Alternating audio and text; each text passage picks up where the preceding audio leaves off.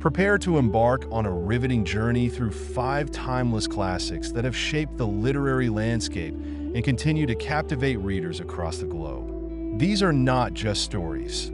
They are windows into the human condition, mirrors reflecting society's triumphs and woes, and portals that draw us into realms both familiar and strange.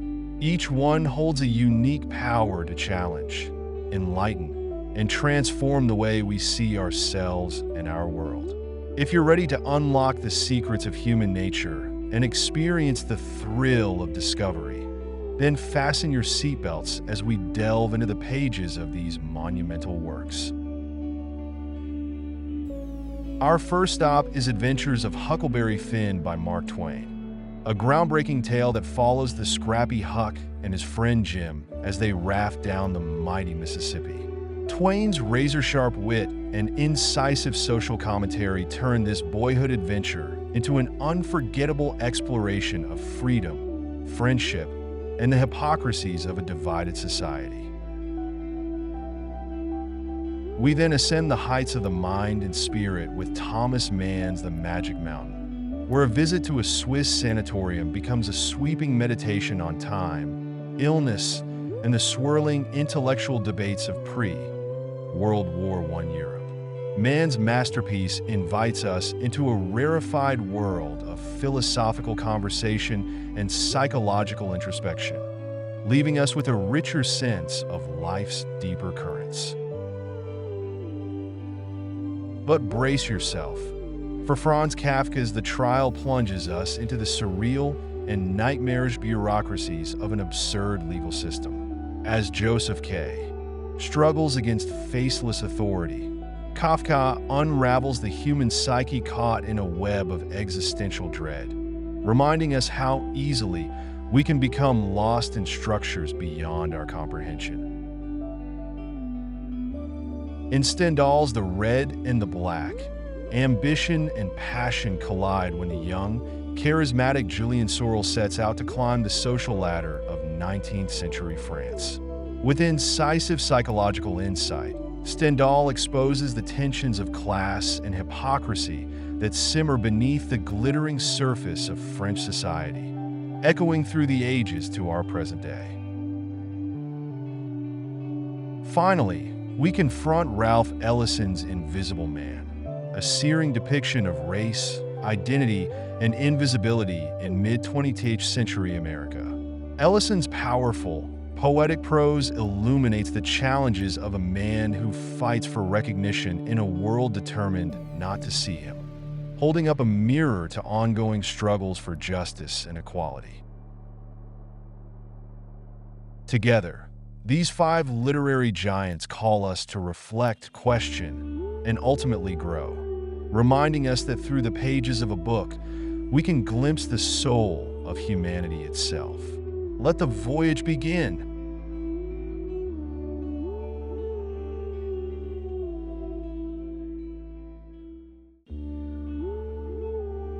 Imagine drifting down a wide, slow-moving river beneath the endless summer sky. The water laps gently at a makeshift raft, while the thick air hums with a quiet buzz of insects. You look around and see towering trees lining the banks of the mighty Mississippi, their leaves shimmering with the golden glow of the setting sun. This is the world of Adventures of Huckleberry Finn, a story set along a stretch of America's great waterway. In a time when slavery was still legal, tensions simmered beneath the surface of polite society, and a restless young boy named Huck Finn was about to embark on a journey that would change the way he saw the world and his place within it forever. In Mark Twain's novel, we meet Huck in a small, rural town on the banks of the Mississippi.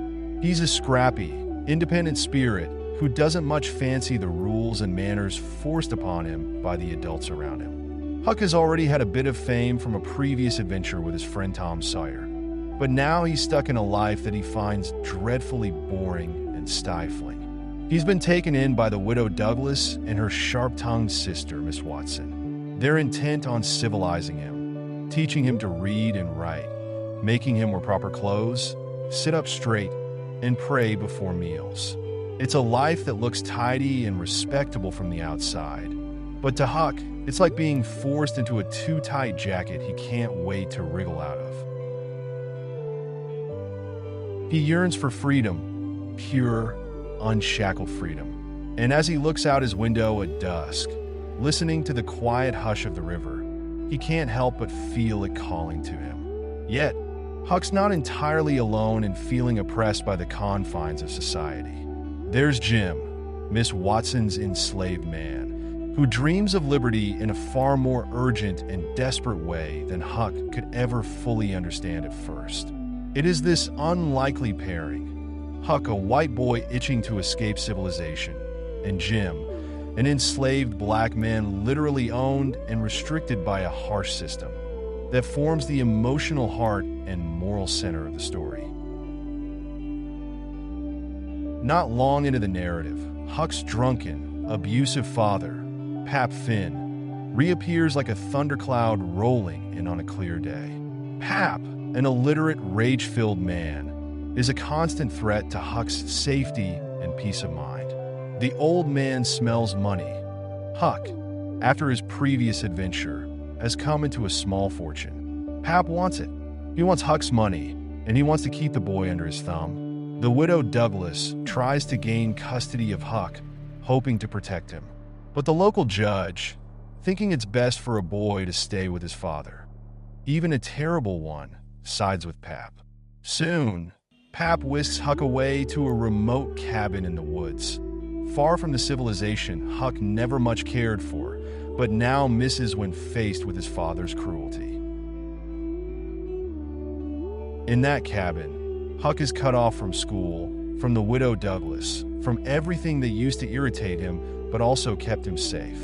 Pap drinks, rants about the government and uppity educated folks, and beats Huck whenever the mood strikes him. Trapped in this suffocating environment, Huck hatches a desperate plan. With cunning worthy of a detective, he fakes his own death. One night, he finds a canoe drifting nearby, loads it with some supplies, kills a pig to leave behind a pool of blood and scattered clues suggesting his murder, and slips away. By dawn, Huck is presumed dead, and he is free, floating down the river to a place he calls Jackson's Island. On Jackson's Island, Huck savors the peace and quiet. He fishes, swims, and lies beneath broad trees, listening to birdsong. He's the very picture of a boy free of all demands. Yet soon, he discovers he's not alone. Jim, Miss Watson's enslaved man, has run away after overhearing that she plans to sell him down the river, farther south, into worse conditions and away from any chance of seeing his family again. This moment changes the tone of Huck's freedom. Jim is a runaway, a fugitive according to the laws of the time. Huck has grown up in a society that insists people like Jim are property. But here is Jim, a kind-hearted, gentle man who shows concern for Huck's well-being, who sees him as a friend and confidant. Conflicted, Huck grapples with what it means to help a runaway. He wonders if he is doing something morally wrong by helping Jim escape. But Huck has a good heart, a heart that doesn't always align with the rules hammered into him. Instead of turning Jim in, he forms a quiet alliance with him. They set off together on a raft, this odd pair drifting through the American landscape. The Mississippi River becomes a character in itself, sometimes calm and comforting, other times unpredictable and dangerous. By moonlight, Huck and Jim talk, getting to know each other as people, not as master and servant. Jim's dreams of reaching the free states are as expansive as the starry sky above them. Huck, listening to Jim's hopes of buying back his wife and children, finds himself feeling sympathy and a growing sense of moral responsibility. For all Huck's mischief and casual attitude, he cannot help but see the humanity shining in Jim. The raft thus becomes a floating haven, a world where the normal rules of society don't apply, where a white boy and a black man can sit as equals and share their truths. But the river's peace is often short-lived. One of their first big adventures comes when they lose their raft in a terrible fog. Jim and Huck are separated and panic sets in. Eventually, they are reunited, and Jim's tearful relief at finding Huck's safe tugs at the boy's heartstrings. Huck tries to play a trick on Jim, pretending nothing happened, but Jim, hurt that Huck would treat their bond so lightly, expresses his disappointment. This is a turning point for Huck. He realizes Jim's feelings matter deeply and that their friendship is something precious, an anchor in a chaotic world. Their journey takes a darker turn when they stumble into feuding families on shore. Huck, seeking help, ends up in the home of the Grangerfords, a wealthy and gracious clan who treat him kindly. He marvels at their artwork and poetry, their refined manners, and the elegance of their home. Yet there's a strange tension in the air. Huck soon learns of the bitter feud between the Grangerfords and another noble family, the Shepherdsons. It's a blood rivalry so old that no one remembers how it began. When two young lovers, one from each side, attempt to run away, the simmering hatred explodes into open violence.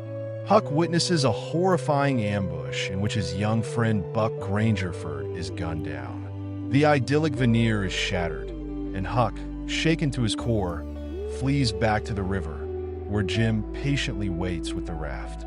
The tragedy of the feud, the senseless bloodshed, leaves Huck more disillusioned with civilized society than ever before. Back on the raft, Huck and Jim press on, drifting downstream. They encounter two con men who jump onto their raft to escape a mob. These men introduce themselves as the Duke and the Dauphin, or simply the Duke and the King. They claim to be long-lost royalty, though it's obvious to Huck that they're just scoundrels and frauds, looking for any opportunity to swindle and cheat.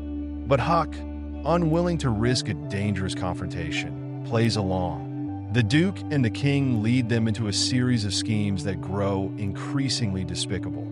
They put on ramshackle Shakespearean performances to con locals out of money.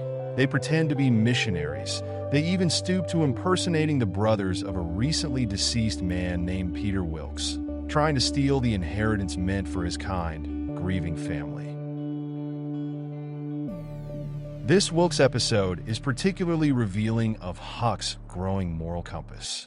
He sees the innocent daughters of Peter Wilkes, Mary Jane, Susan, and Joanna, left fatherless and vulnerable, their fortune about to be snatched away by the Duke and the King. Huck's conscience can't bear it. He's fond of Mary Jane's honesty and warmth, charmed by her trust. Huck decides to risk everything to right this wrong.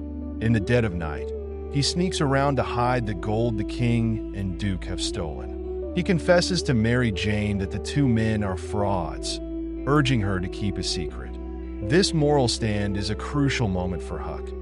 He's choosing honor, honesty, and kindness over personal safety or greed. Though he's still willing to lie when it suits him, here he lies for a good cause. He's developing his own code, one that cares more about people's well-being than about following society's flawed rules. The scheme is eventually exposed as relatives arrive and reveal the King and Duke's treachery. Huck and Jim manage to slip away amid the chaos, but the Duke and King find them again. On the raft once more, tension runs high. The swindlers start arguing with each other, and their desperation leads them to an even more heinous act. They sell Jim to a local farmer for a paltry sum. For Huck, this is a shocking betrayal, a violation that stings deep. Jim, who had become like family to him, is once again reduced to chattel in the eyes of these wretched con men. Huck now faces the hardest moral test of the entire journey.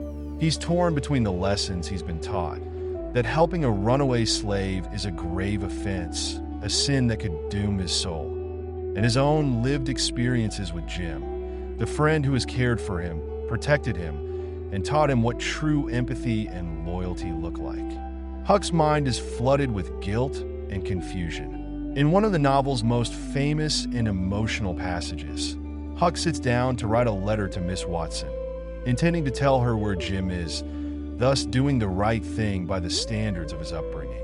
He writes the letter and looks at it. Then he recalls all the moments he shared with Jim, moments of kindness, of humor, of mutual protection. He realizes that turning Jim in would break his heart and go against the goodness he's discovered within himself. With trembling hands, Huck tears up the letter and declares, "All right then, I'll go to hell." It's a declaration of independence from the moral hypocrisy of his world. Huck chooses friendship and loyalty over the oppressive rules of a corrupt society. Huck sets out to find Jim and free him. He tracks him to the Phelps farm, where Jim is being held. By coincidence, the Phelpses are relatives of Tom Sawyer. Huck's arrival coincides with the family's expectation that Tom Sawyer himself will be visiting soon. This leads to a strange and ironic twist. Huck pretends to be Tom Sawyer to gain their trust. When the real Tom Sawyer shows up, he goes along with Huck's charade, pretending to be his own younger brother, Sid. Now, while Huck wants to rescue Jim quickly and quietly, Tom Sawyer proposes a grand, elaborate, and needlessly complicated scheme, drawn straight from the adventure novels he loves to emulate. This final portion of the story is often as frustrating as it is revealing. We see Huck, who has grown morally and learned to trust his own judgment, suddenly yielding to Tom's absurd plan. Tom insists on contriving all manner of unnecessary obstacles, spiders in Jim's shed, cryptic messages, a rope ladder baked into a pie, turning a simple liberation into a theatrical farce. Huck, mystified, goes along with it because he admires Tom's style, though he knows full well that Jim's freedom could be secured with far less fuss. This elaborate escape drags on, risking Jim's safety. Tom's childish insistence on making it a proper adventure reveals his immaturity and his privilege. For Tom, Jim's imprisonment is just another game. For Huck, it's life or death for a dear friend. Finally, after much ridiculous effort, they free Jim, but at a cost. Tom is shot in the leg during the escape. Huck and Jim remain by Tom's side, refusing to abandon him. Jim could have run off to freedom right then, but he stays, earning the respect and gratitude of all who witness his act of decency. Only afterwards does Tom Sawyer drop the biggest twist of all. Jim was actually free the entire time. Miss Watson had died and set him free in her will. Tom knew it, but he kept it secret so he could have his grand adventure. This revelation is both liberating and infuriating. It means that all the moral conflict Huck wrestled with, risking damnation to help Jim, was set against a backdrop where Jim's legal freedom was already granted. Yet, on another level, Huck's moral growth stands on its own. He chose to help Jim when he believed it was truly wrong by society's standards. Huck's decision was genuine, born of love and empathy rather than obligation. In the end, Jim is free, and Tom recovers from his wound. The Phelps family apologizes to Jim for his treatment, and Jim, ever kind, forgives readily.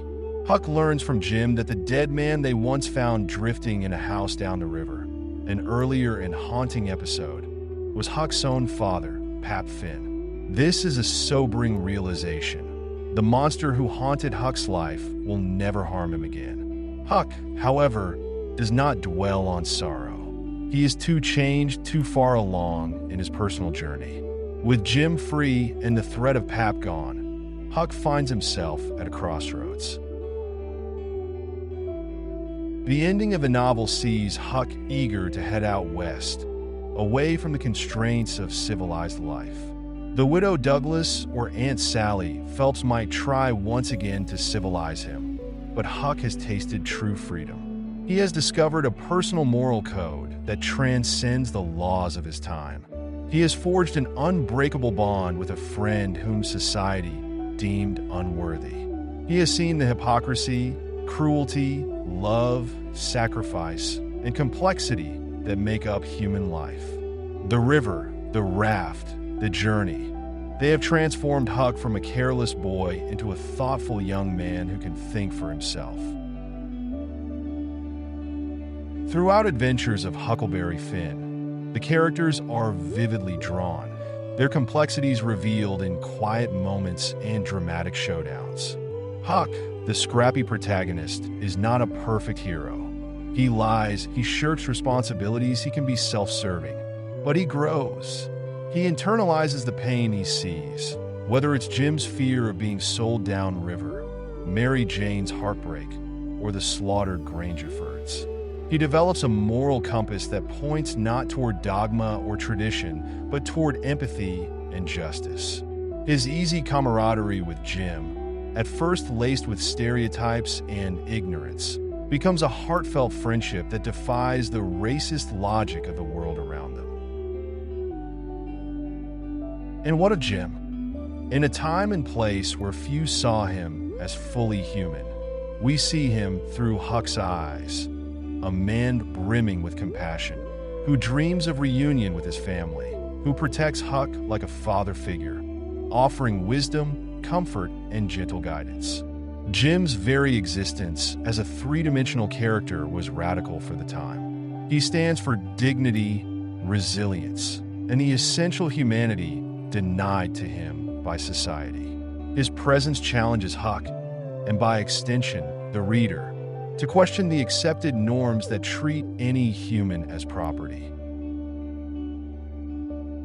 The supporting cast, from the gullible townsfolk who fall for the Duke and King's cons, to the warm but tragic Wilkes sisters, to the fierce and doomed Grangerfords and Shepherdsons, all underscore Twain's exploration of human folly and virtue. He shows us how entire communities can be misled by theatrical frauds, how good-hearted people can become entangled in pointless feuds, how even well-meaning individuals can fail to see the injustice in their own backyard.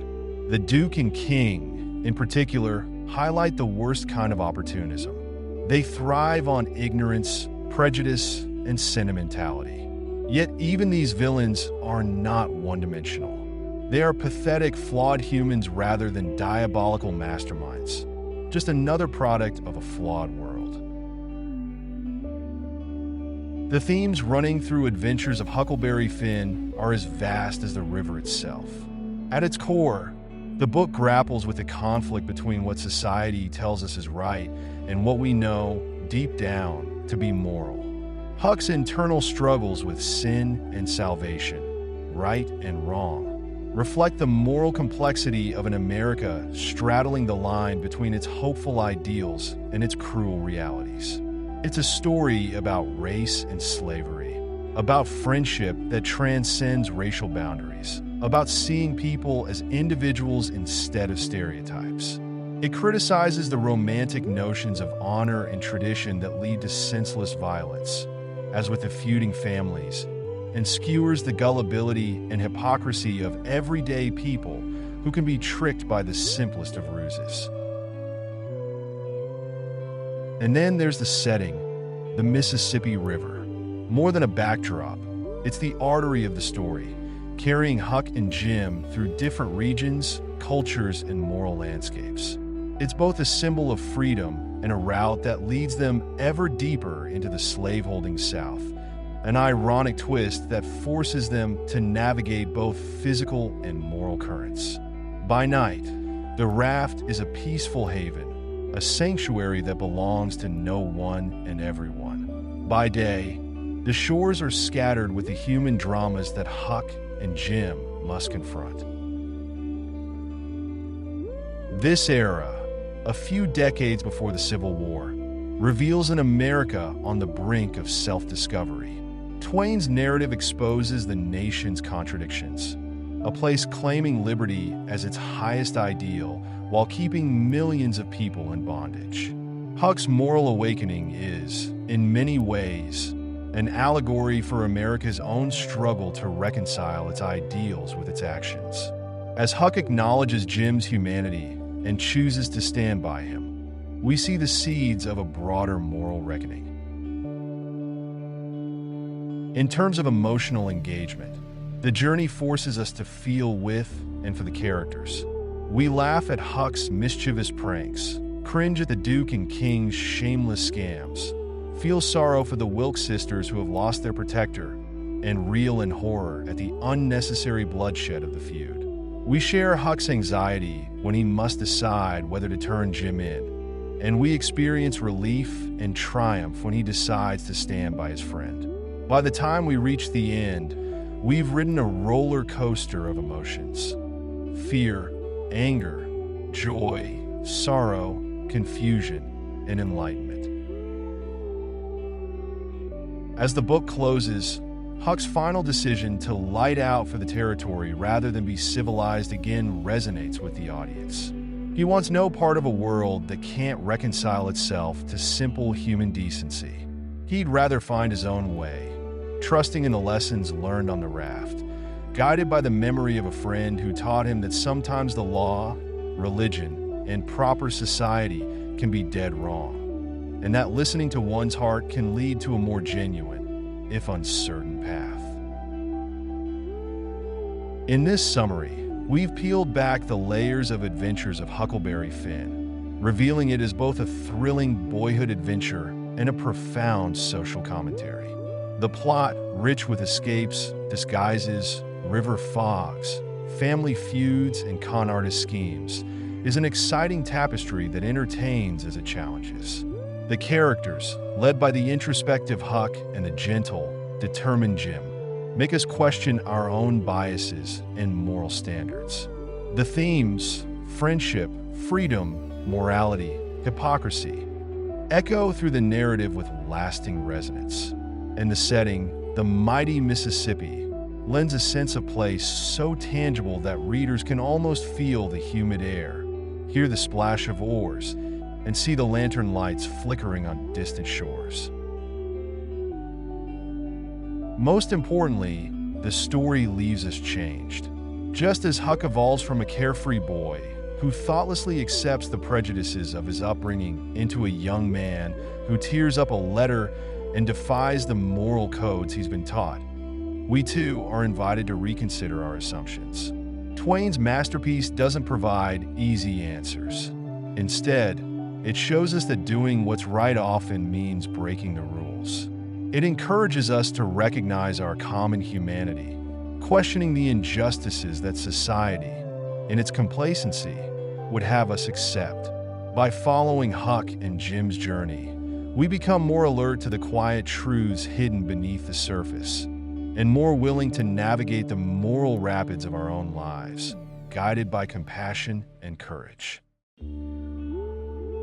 Settle in, because we are about to embark on a long, winding journey through the lofty heights of the Swiss Alps, into a peculiar world both enclosed and expansive, a world where time stretches and contracts, and where life, death, love, and illness mingle in ways that defy simple explanation. Thomas Mann's The Magic Mountain is no ordinary novel.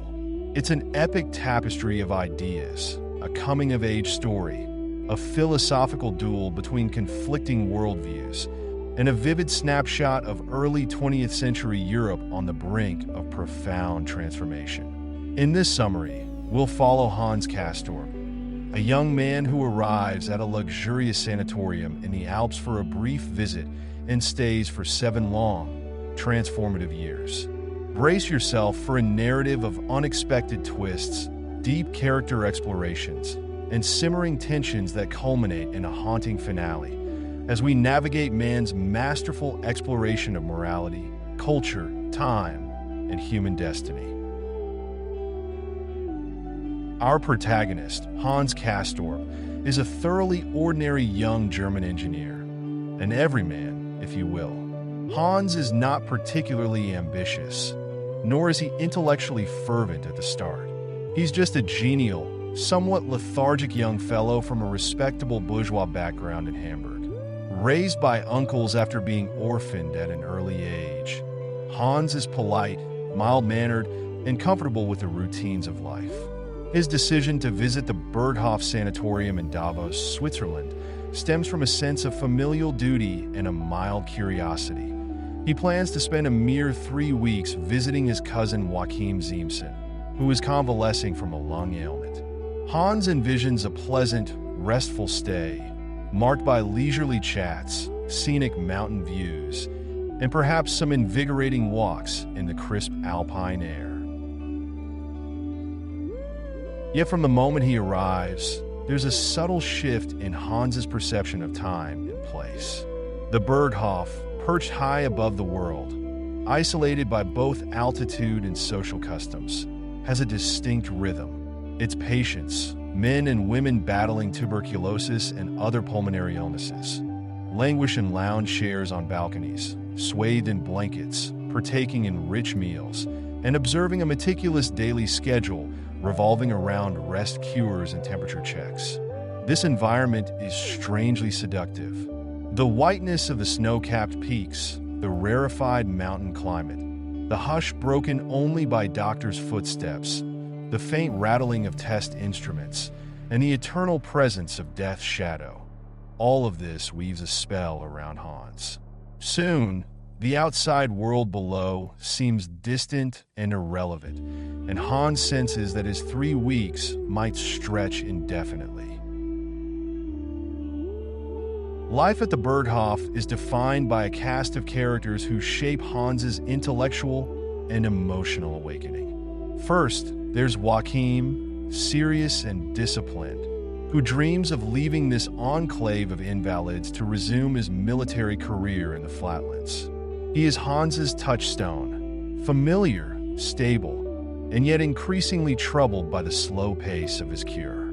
Then there are the doctors. Dr. Behrens, the head physician, a somewhat eccentric figure with a taste for painting portraits of his patients, and Dr. Krokowski, the assistant who delivers mystical, psychoanalytic lectures in the Berghof's common room. Their presence asserts the medical authority that rules over everyone's time and prospects. Among the patients, 2 individuals quickly dominate Hans's mental landscape: the Italian humanist Lodovico Settembrini and, later, the mysterious Jesuit-leaning Leo Nafta. In these 2 men, Hans encounters dueling voices that will engage him in endless philosophical and political debate. Settembrini, eloquent and humane, embodies the spirit of the Enlightenment: rationality, progress, optimism about human reason, and a belief in the liberating power of art and literature. He encourages Hans to view himself as a student in the International University of the Sanatorium, to learn from the intellectual ferment around him, and above all, to remain devoted to life, liberty, and the dignity of human striving. But Settembrini's influence is countered when Nafta enters the scene. Nafta is sardonic, ironic, and deeply critical of the modern liberal worldview that Settembrini cherishes. He represents a darker, more radical set of ideas.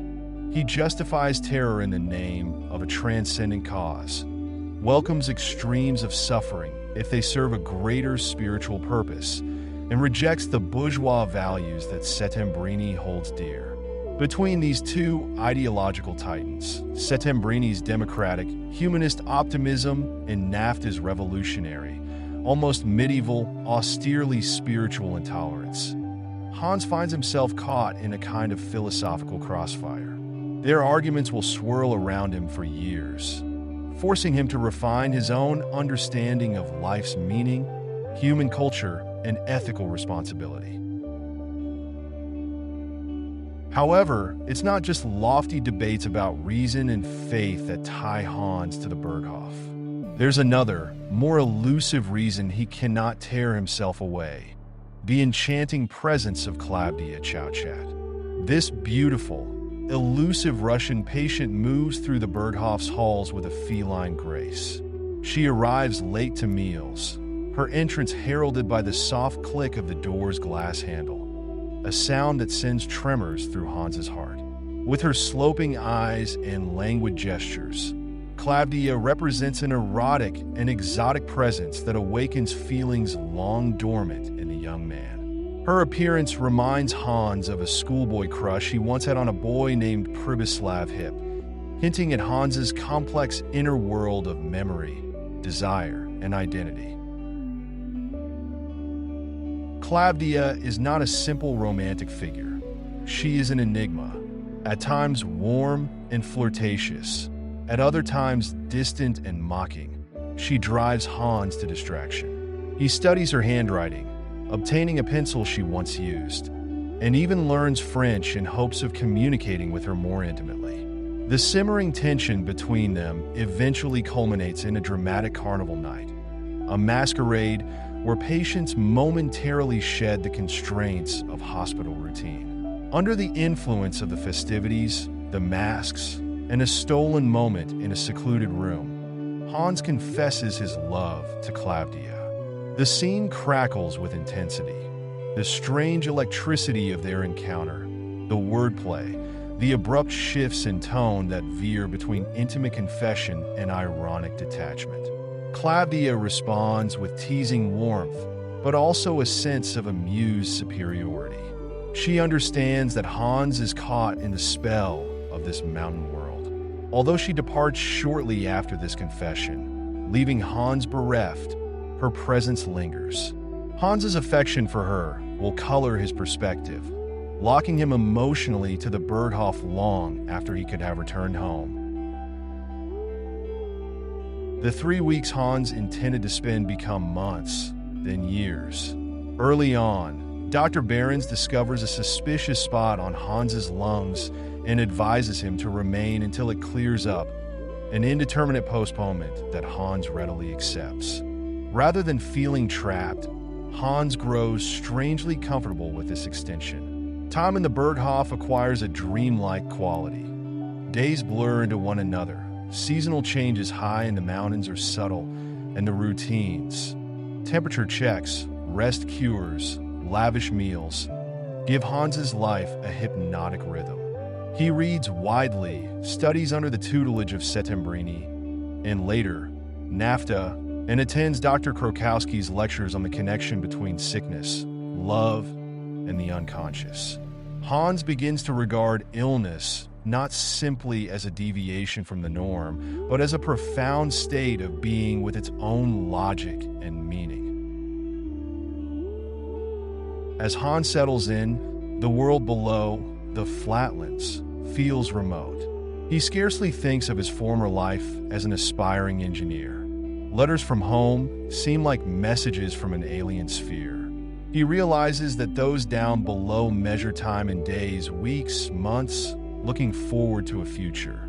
Up here, time becomes malleable. The patients live in a permanent present, punctuated by occasional arrivals and departures, and by the ever-looming specter of death. Corpses discreetly vanish in the early morning hours, whisked away for burial. But these occurrences fail to break the spell. If anything, the proximity of death only intensifies the philosophical undercurrent at the Berghof. Life and death, health and sickness. These boundaries grow porous, and Hans begins to ponder the very meaning of existence. One of the most captivating aspects of Hans's prolonged stay is the intellectual wrestling match between Settembrini and NAFTA. Much of the novel's narrative tension resides in their dialogues and debates. Settembrini, ever the bright, urbane Italian, seeks to nurture Hans's mind with ideals of progress, democracy, and reason. For Settembrini, life's ultimate purpose lies in continuous human improvement, the proliferation of knowledge, the pursuit of enlightenment, and the refinement of personal freedoms. He encourages Hans to think critically, to reject superstition, and to embrace the future as a stage for human advancement. NAFTA, by contrast, explodes these ideals with biting wit and cynicism. A Jesuit-educated scholar, he unsettles Hans with arguments that glorify suffering, martyrdom, and the ecstatic embrace of death for a cause. He questions the value of humanism, holding that violence and radical upheaval may be necessary to achieve true spiritual transcendence. While Settembrini wants Hans to walk down the path of liberal humanism, Nafta tempts him toward a fascination with extremes, dogma, and the overturning of bourgeois complacency. Their arguments, often set against the backdrop of the snowy landscape or the quiet lounge rooms of the sanatorium, escalate into heated verbal sparring. Hans stands between these two polarities, absorbing their ideas, struggling to find his own intellectual and moral footing. Meanwhile, Joachim Ziemßen provides a poignant counterpoint to Hans's philosophical wanderings. Unlike Hans, Joachim never fully succumbs to the Berghof's enchantment. He longs to return to the regimented world of the flatlands, to resume his military career. Yet each time he attempts to leave, his health falters. Eventually, he does break free and returns to the army, only to be sent back to the sanatorium in far worse shape. His decline is swift and heartbreaking. Joachim's death represents a crucial turning point for Hans. It lays bare the tragic consequences of this suspended life.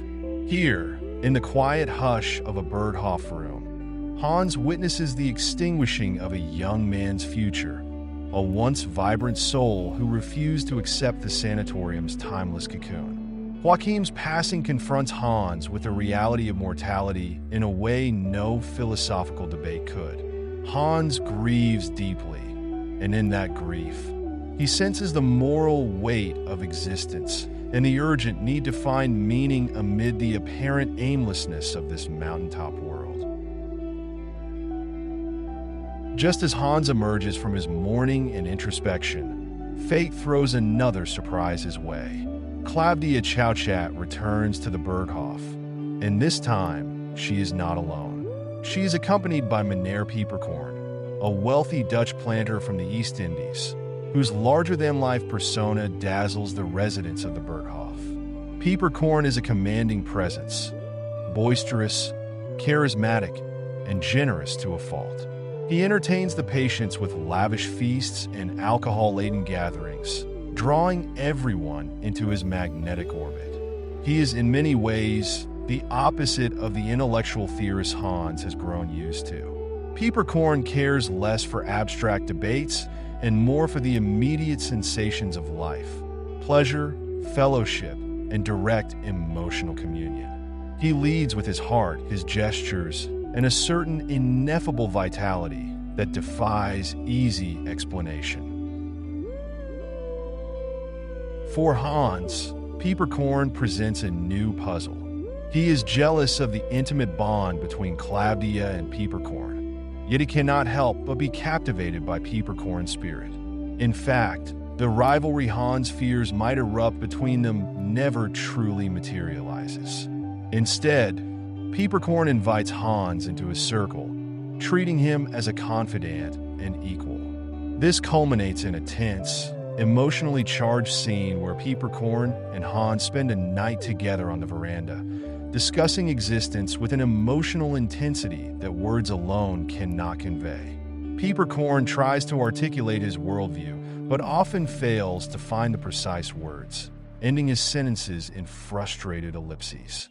His worldview is less a doctrine than a lived experience of vitality and emotional intensity. Hans listens, entranced, as Peperkorn stumbles to express the essence of life's grandeur and terror. Peperkorn's presence, however, is fleeting. Despite his robust persona, he too is a patient, and his vitality masks despair. Unable to reconcile his illness and the limitations it imposes, and perhaps tormented by his complicated relationship with Claudia, Peperkorn eventually takes his own life by overdosing on medication. This shocking turn of events jolts Hans and the other residents. Peppercorn's suicide underscores the limits of brute emotional force in confronting the existential crises posed by sickness and mortality. Even the largest personality can be undone by the quiet, insidious power of despair. For Hans, this loss is another painful lesson, another reminder that no philosophy, neither Settembrini's rational optimism, Nafta's radical fanaticism, nor Peppercorn's emotional immediacy can fully shield a human soul from the tragic dimensions of existence. As the years roll on, the debates between Settembrini and Nafta grow ever more intense. What began as intellectual sparring evolves into a personal vendetta. Their arguments shift from philosophical exercises to deeply personal attacks. Eventually, in a climactic escalation, they challenge each other to a duel, an absurd yet deadly serious turn of events. Hans, who has thus far tried to absorb both men's teachings, stands horrified at how these defenders of opposing ideals are now willing to kill one another over matters of principle. The duel scene is tense and surreal. Two intellectuals, both sickly and ill-suited for martial heroics, stand with pistols in hand, poised to commit murder for the sake of proving a philosophical point. Settembrini, at the critical moment, cannot bring himself to shoot. Instead, he fires his pistol into the air, symbolically rejecting violence in favor of humanistic values. Nafta, however, is outraged by what he perceives as a humiliating moral capitulation. Unable to bear the insult, and perhaps also unable to face the emptiness his ideology has led him to, Nafta turns his gun on himself and pulls the trigger. This tragic, dramatic act brings to a bitter conclusion the ideological rivalry that has haunted Hans's years at the Berghof. The philosophies that have swirled through these corridors: humanism, mysticism, radicalism, and rationalism, end in silence, in the quiet thud of a body hitting the ground. By this point, Hans Castorp has spent 7 years in the timeless world of the Berghof. He has witnessed love and jealousy, life and death, intellectual banter, and ultimate despair.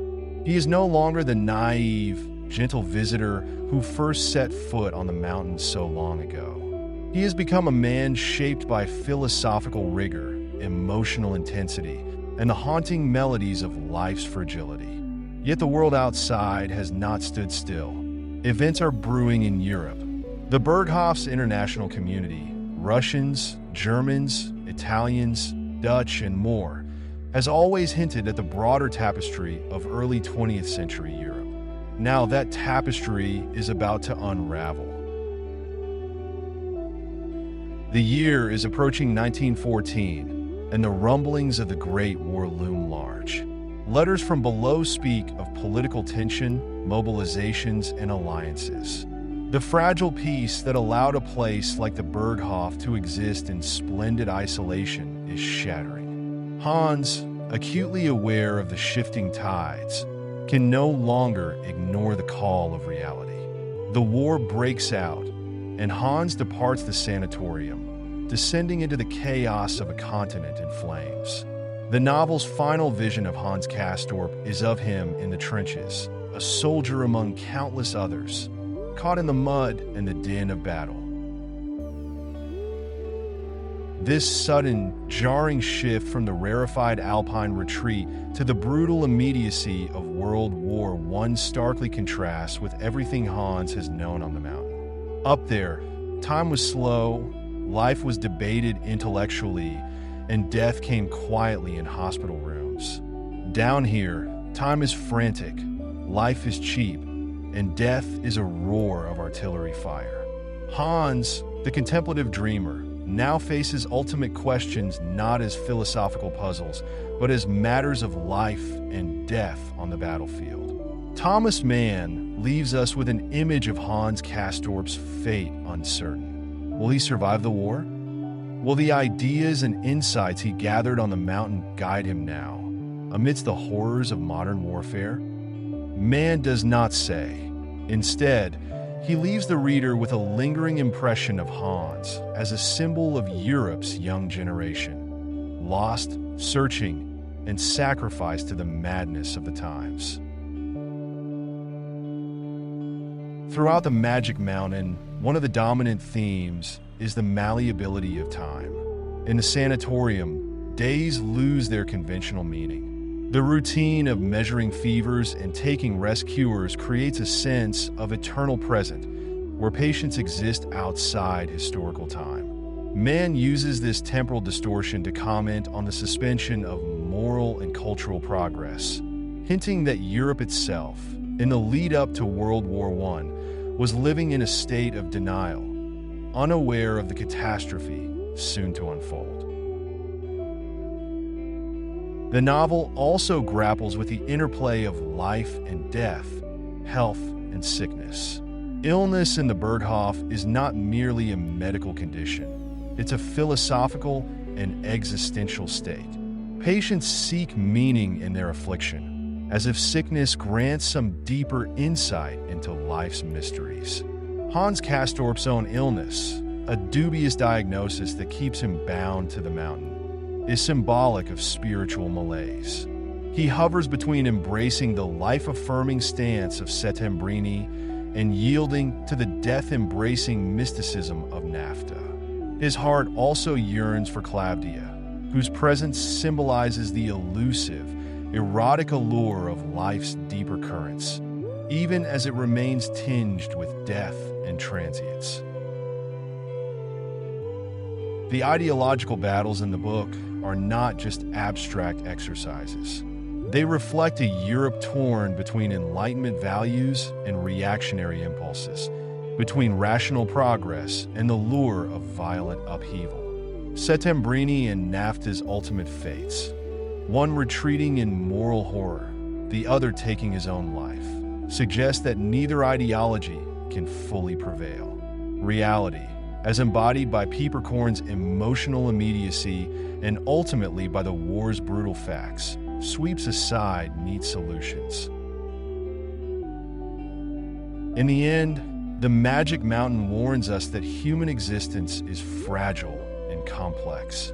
No grand theory can contain all the nuances of life, love, suffering, and death.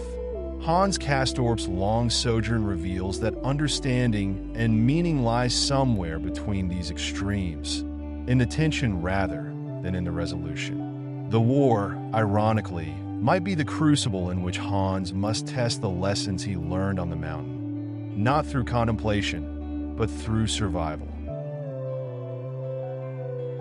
The Berghof itself is as much a character as any of the human figures. Its hallways resonate with hushed footsteps. The air is thin, scented with medicinal disinfectants and fresh mountain breezes. Windows open onto dizzying vistas of peaks and valleys, remote, pristine, and indifferent. The dining room hums with subdued conversation, the scrape of forks against plates, and the gentle clinking of glasses. Patients, bundled in blankets, recline on balconies and gaze at distant summits as if searching for metaphors of their own conditions. The atmosphere is at once serene and eerie, a tranquil facade covering a turbulent undercurrent of fear, longing, and unspoken desires.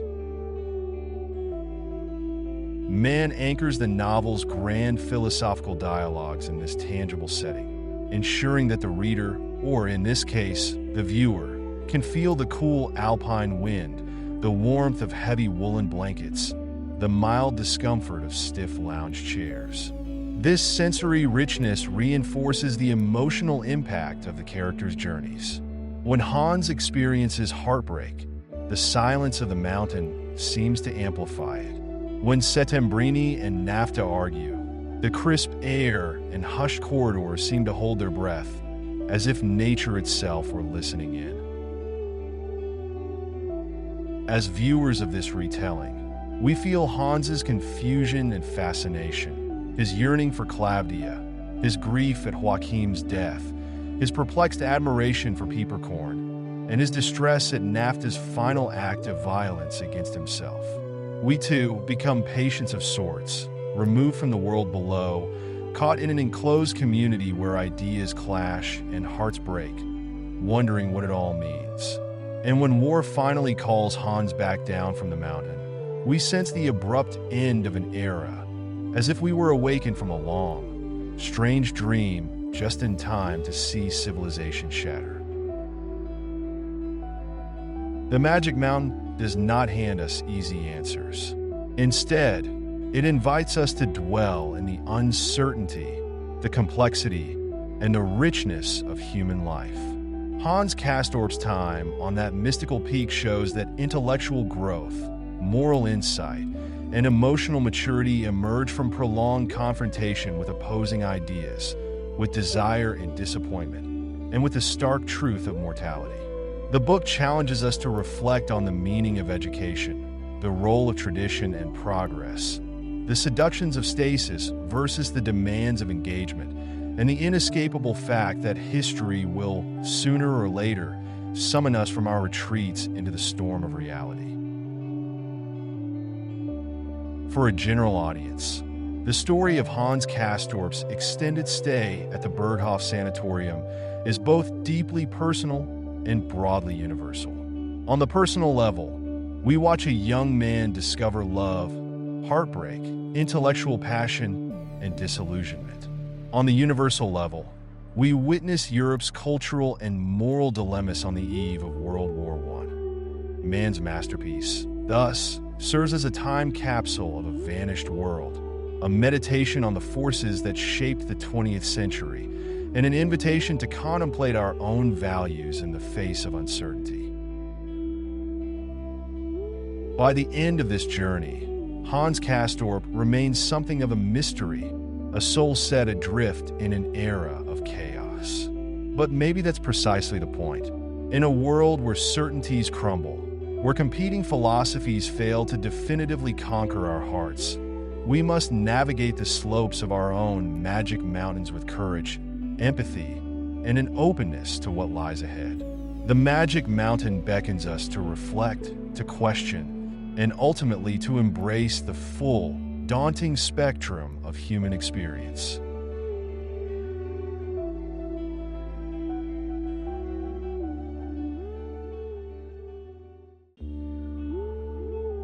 Imagine waking up one morning in your own bed, well-rested, confident that the day ahead will be ordinary and manageable, maybe even dull, only to discover that everything you thought you knew about your life, your security, and your freedom has been quietly overturned. This is precisely what happens to Joseph K., the central figure of Franz Kafka's haunting and perplexing novel The Trial. It's a story that begins with a jolt, continues in a haze of uncertainty and anxiety, and concludes in a moment of resigned tragedy, one that leaves its readers pondering the invisible forces that govern our world. The world of The Trial is not clearly defined by a particular city or year, but it evokes a pre-World War I Central European atmosphere.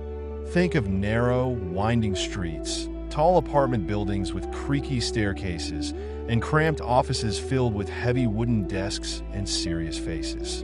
Bureaucracy rules here, though it's always oddly opaque, distant, and faceless. Our protagonist, Joseph K., is a 30-year-old chief clerk at a respectable bank. He's well-dressed, confident, and diligent. On the morning of his 30th birthday, instead of being greeted by a leisurely breakfast or a quiet house, he is visited by two strange men wearing ill-fitting suits. They intrude into his rented room in a boarding house with a calm but unsettling announcement. Joseph K. is under arrest. There's no commotion, no manhandling, no explanation. The men are oddly courteous, yet they're as inescapable as a locked door. They give no reason for his arrest and issue no formal charge. K can still go to work, still handle his affairs. He's not to be imprisoned, they say, but he is, as of that moment, officially arrested. This initial sequence sets the tone for the entire narrative.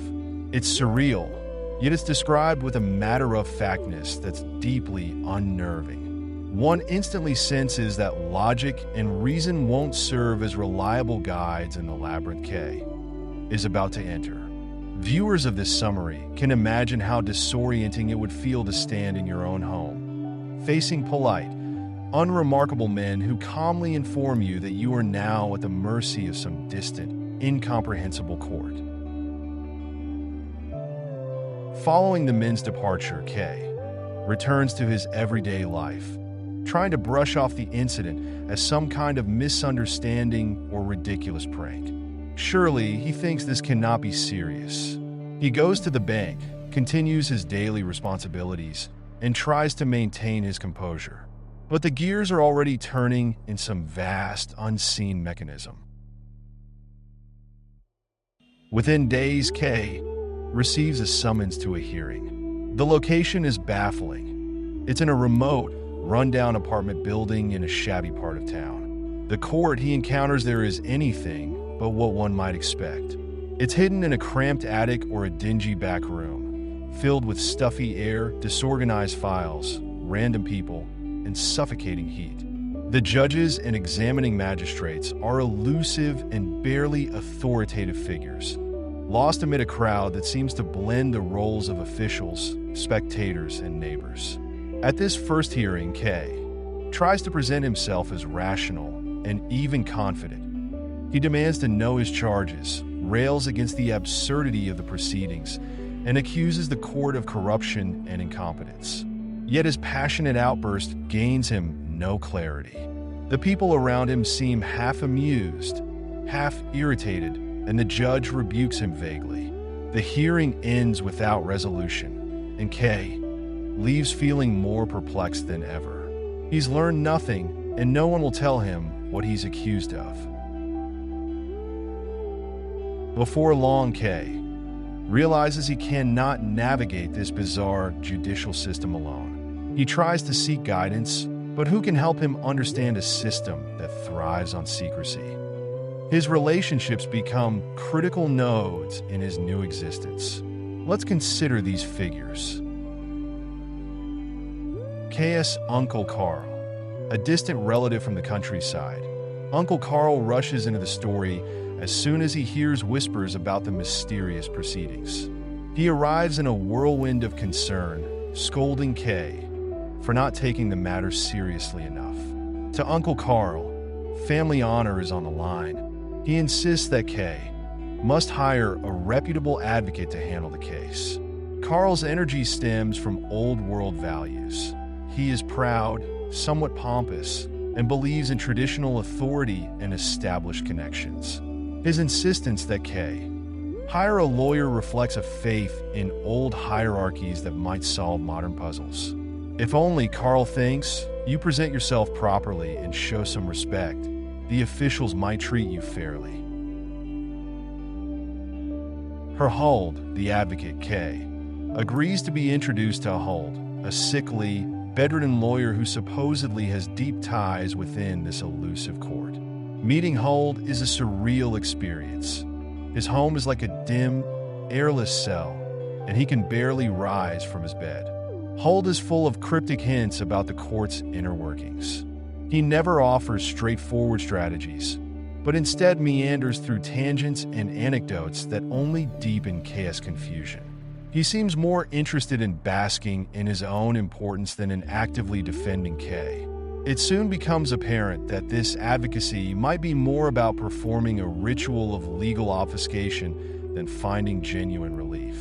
K grows frustrated, feeling as though hiring a lawyer hasn't simplified matters. It's thrust him deeper into the court's shadowy network. Lenny, Huld's nurse and confidant. Within Huld's household, K meets Lenny, a young woman who appears oddly drawn to accused man. She's compassionate yet strangely forward, seductive even, and her behavior suggests that the court's influence extends into private desires and personal relations. Lenny offers comfort in some ambiguous hints. But her attraction to those burdened by the court's invisible charges is both disconcerting and reflective of how entangled personal life becomes with the judicial morass. The washerwoman in the law court tenement. During one of Kay's visits to the court's attic offices, he encounters a washerwoman, the wife of a court official, who becomes an object of desire and contention. Men of the court and other accused men vie for her attention. She represents a kind of sexualized distraction within this suffocating system. Her presence highlights how easily human intimacy and personal longings can become tangled up in the machinery of bureaucracy. Kay's attraction to her and her own ambiguous role underscore that the court is not just a rational, punitive force. It's also a chaotic swirl of human impulses, temptations, and vulnerabilities. The endless corridor of intermediaries block the tradesman and the examining magistrate.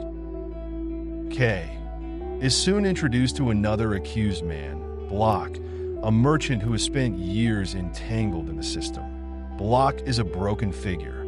He's humble, fearful, and has essentially become the advocate's obedient lapdog. He sleeps in Huld's apartment, waiting for news, for scraps of hope. Block's spirit is eroded by the endless uncertainty of his case. Through him, Kay glimpses his own potential fate if he cannot secure clarity or progress. Block's life has narrowed to a single anxious point of waiting. He's been reduced, spiritually and mentally, to something less than fully human. This contrast rattles Kay deeply. He sees what could happen if he surrenders to the court's logic, allowing it to dominate every facet of his being. The examining magistrates and minor officials that Kay occasionally meets offer no relief. Each is mired in a system they seem not to fully understand themselves. They carry out their roles as though following an unspoken script, never answering direct questions, never offering a route toward innocence or guilt. Instead, they pile vague expectations on Kay, implying he must take steps on his own to prove something, though he's never told what. One of the most surreal elements of the trial is its locations. Offices of the court tucked away in attics of tenement buildings, dingy hallways, and storage rooms that double as unofficial courtrooms. Whenever Kay tries to engage with these spaces, he's confronted by stifling heat, dusty files, and a sense that he's intruding on something private yet utterly public. These makeshift offices are often cramped with people, accused persons, petty officials, spectators, packed together like curious onlookers at a street fair rather than participants in a solemn legal process. The atmosphere in these places is relentlessly claustrophobic. You can almost feel the stale air pressing against your chest as Kay tries to navigate narrow corridors and faintly lit rooms, asking questions that yield no answers. Each visit ends in mounting frustration. Kay leaves with a distinct impression that the court is everywhere and nowhere, an omnipresent force that hides in the very fabric of the city. Desperate for some key to unlock his dilemma, Kay follows another lead, recommendation to visit Titorelli, a painter who supposedly has connections with judges. Titorelli lives in a cramped, overheated studio in a decrepit building. His place is filled with partially finished portraits of grim-faced judges. He's a painter who has spent years doing nothing but painting judges' portraits, an artist confined to a single, repetitive theme. This reflects a system that recycles the same stale images of authority, never yielding fresh insight or relief. Titorelli speaks in circles.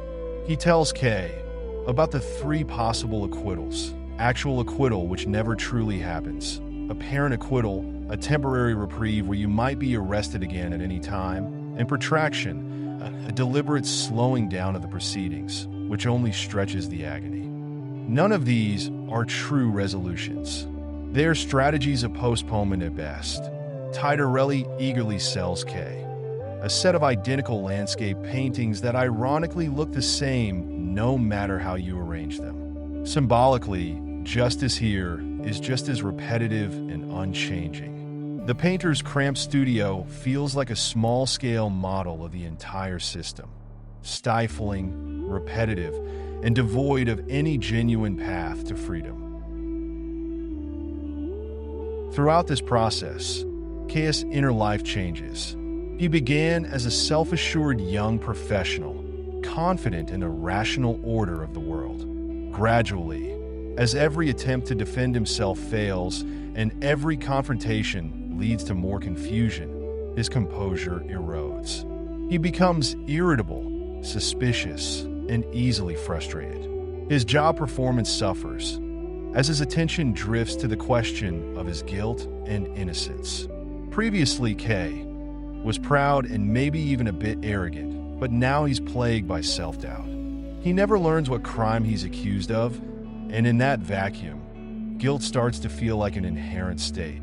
Is he guilty simply because the court says so?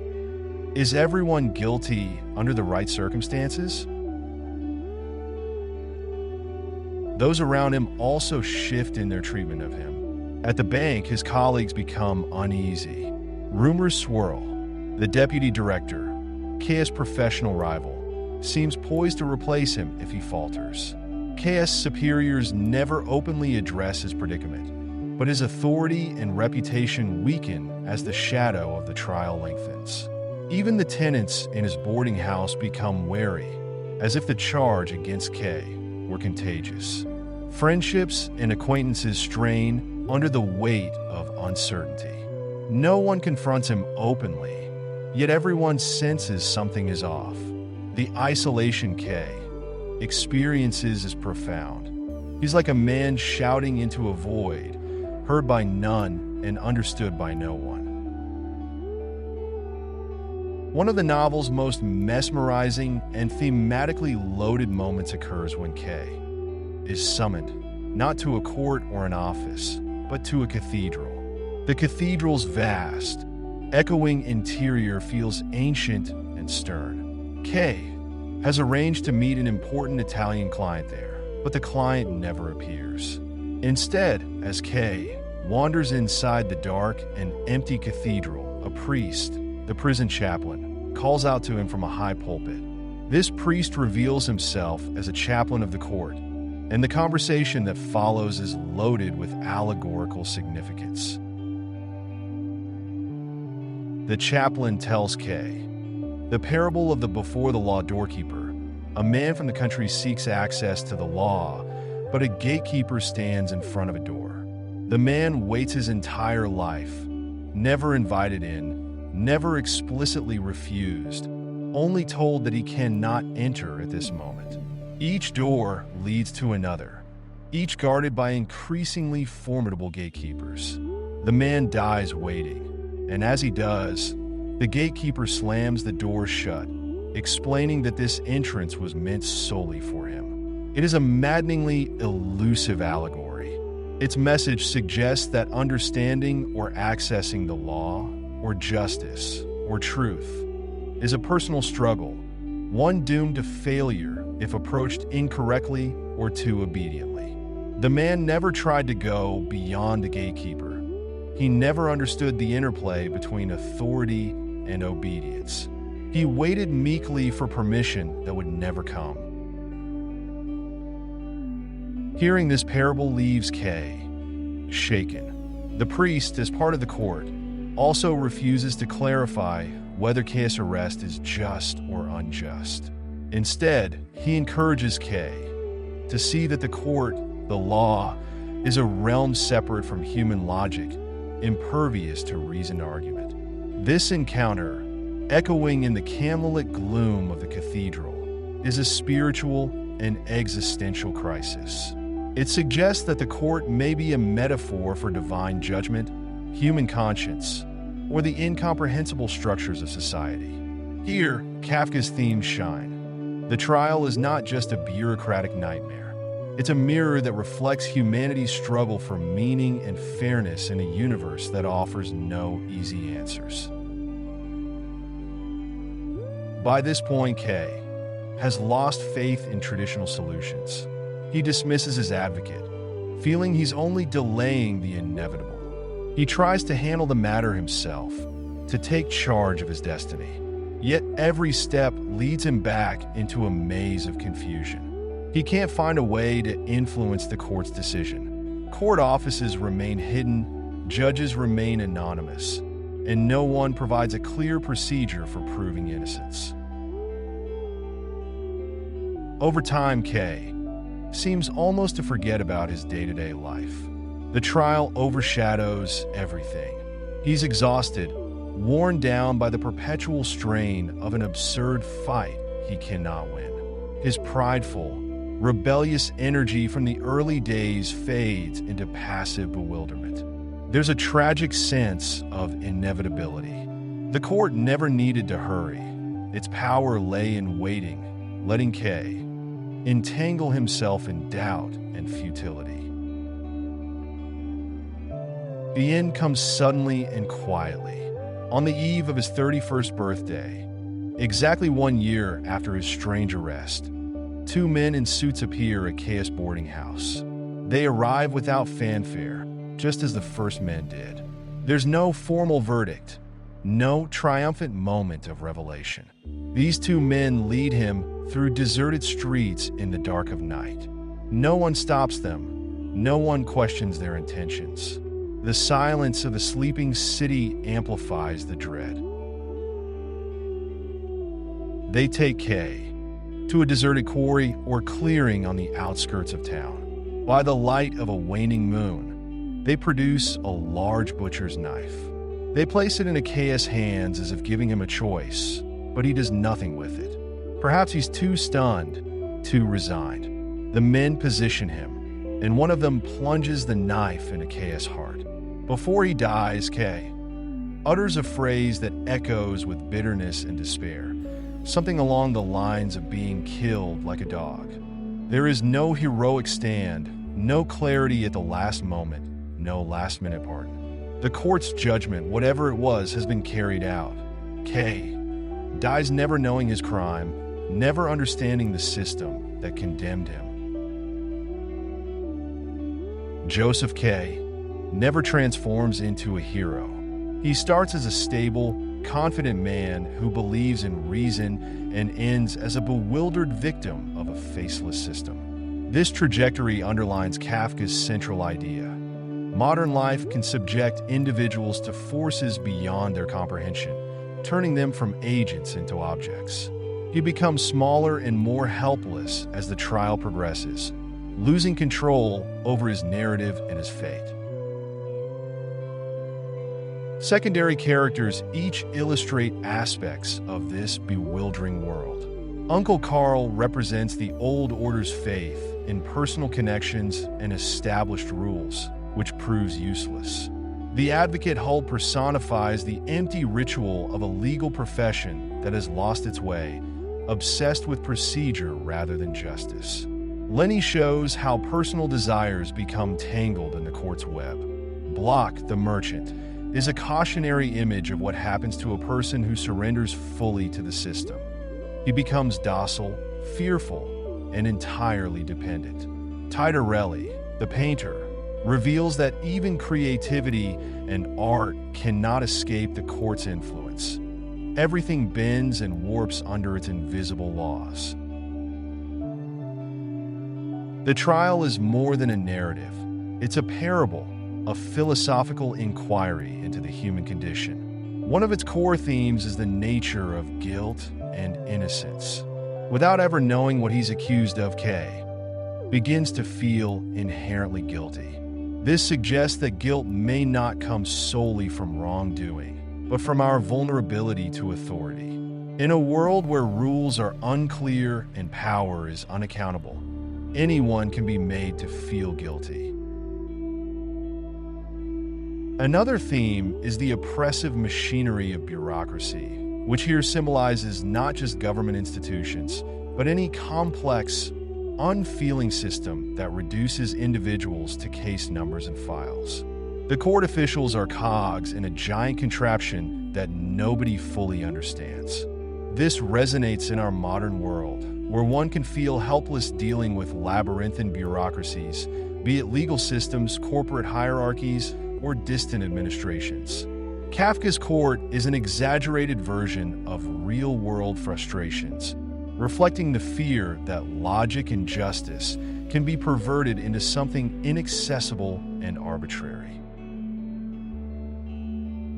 There is also an underlying existentialist dimension. Kafka's struggle mirrors humankind's search for meaning in a universe that offers no clear answers.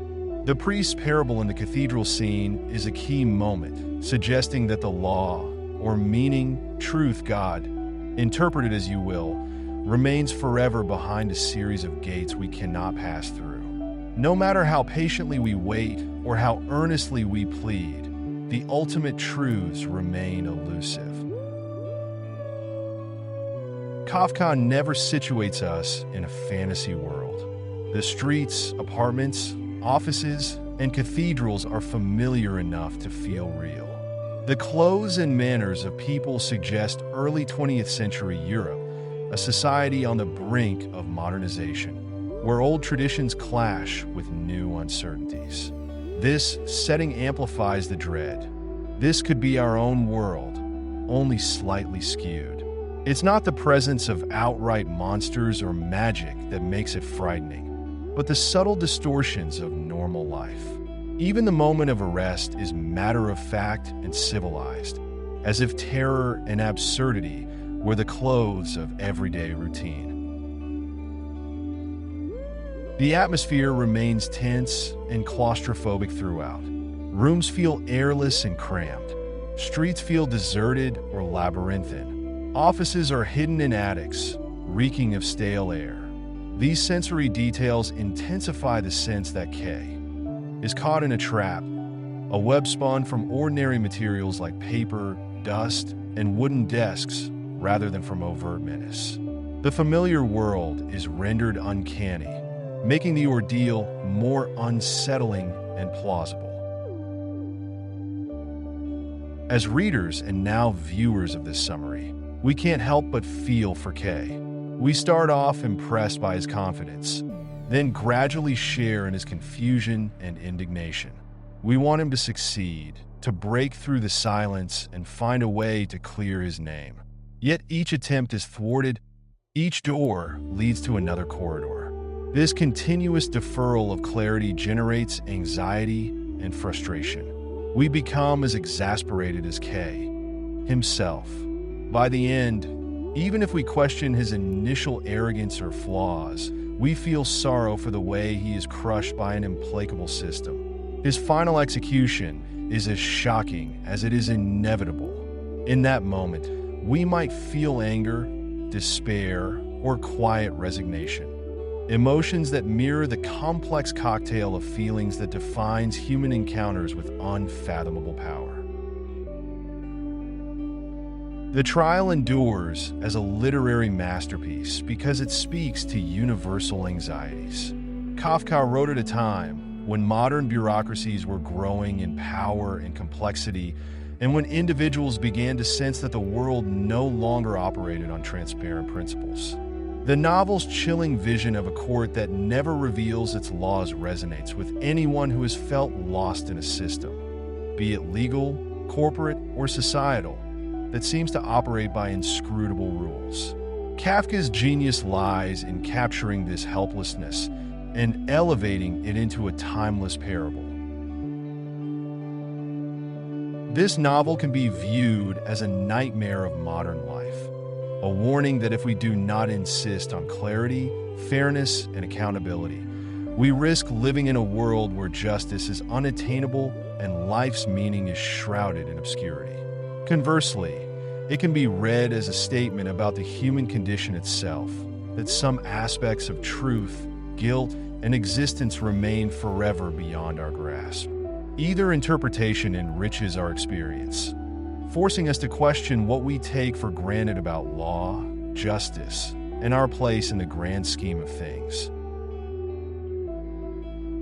In the end, Joseph K.'s fate is sealed not because he's proven guilty, but because he cannot decode the logic of those who judge him. The viewer of this summary might find it maddening that no charge is ever revealed. But that's the heart of the trial's power.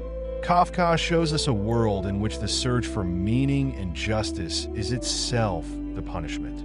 It's a world where the mere fact of existing places you under suspicion, where everyone is on trial in some metaphysical sense, awaiting a verdict that may never come, or if it does, may remain incomprehensible.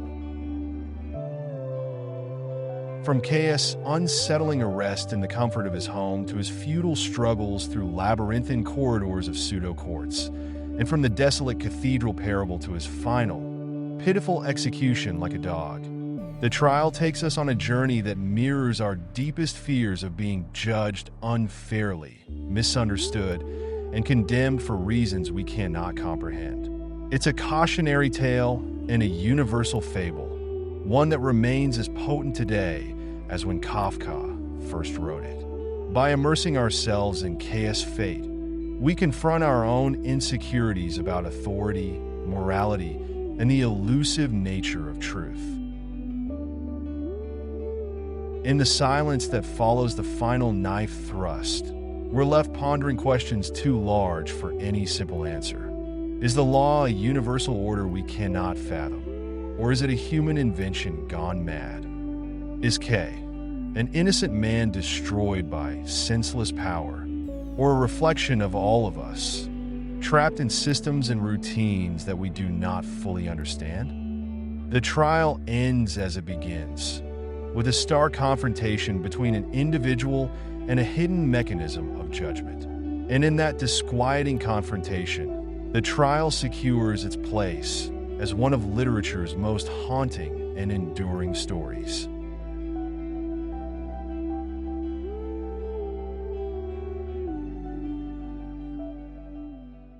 Welcome to this deep dive into The Red and the Black, a groundbreaking 19th century French novel by Stendhal, the pen name of Henri Marie Bale. First published in 1830, this work is often considered one of the earliest and most influential examples of psychological realism.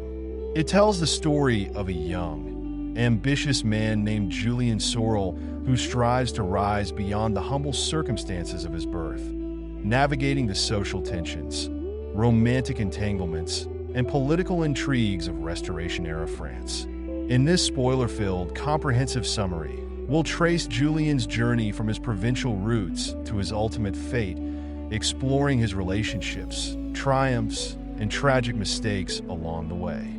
Prepare to be immersed in a vivid tapestry of desire, ambition, hypocrisy, and a society caught between old aristocratic traditions and the stirrings of modern values.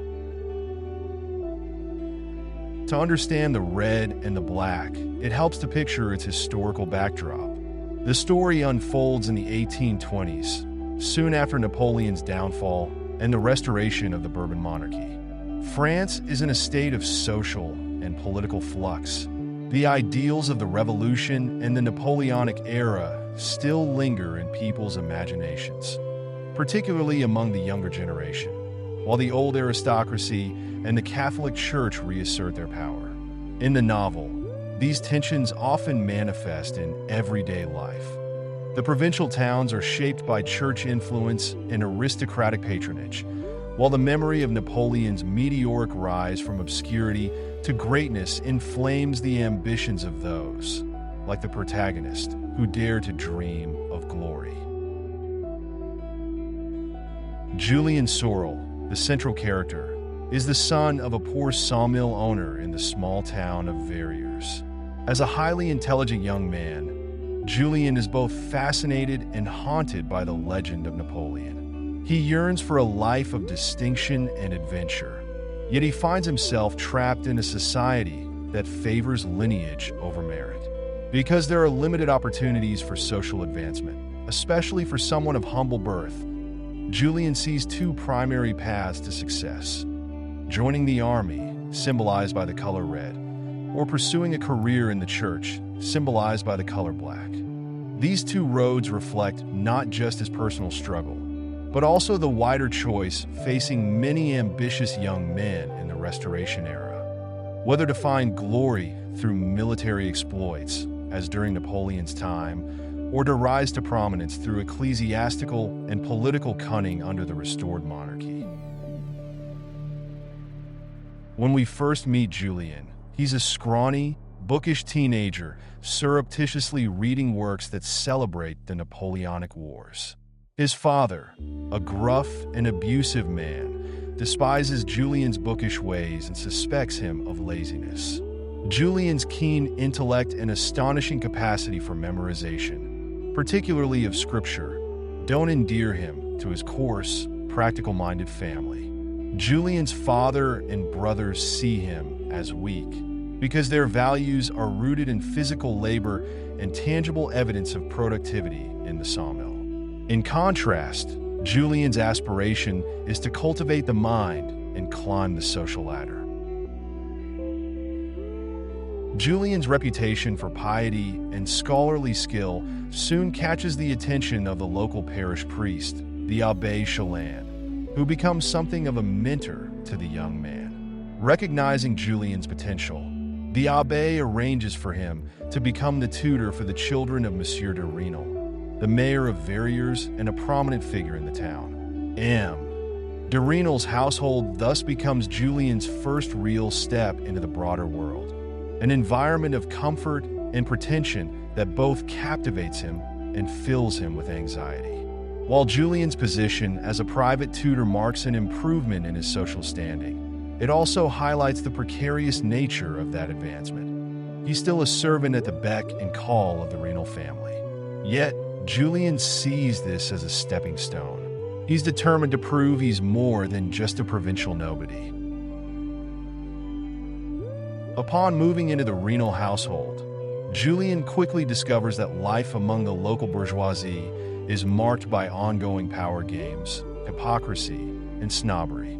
As the children's tutor, he is supposed to be both learned and morally above reproach.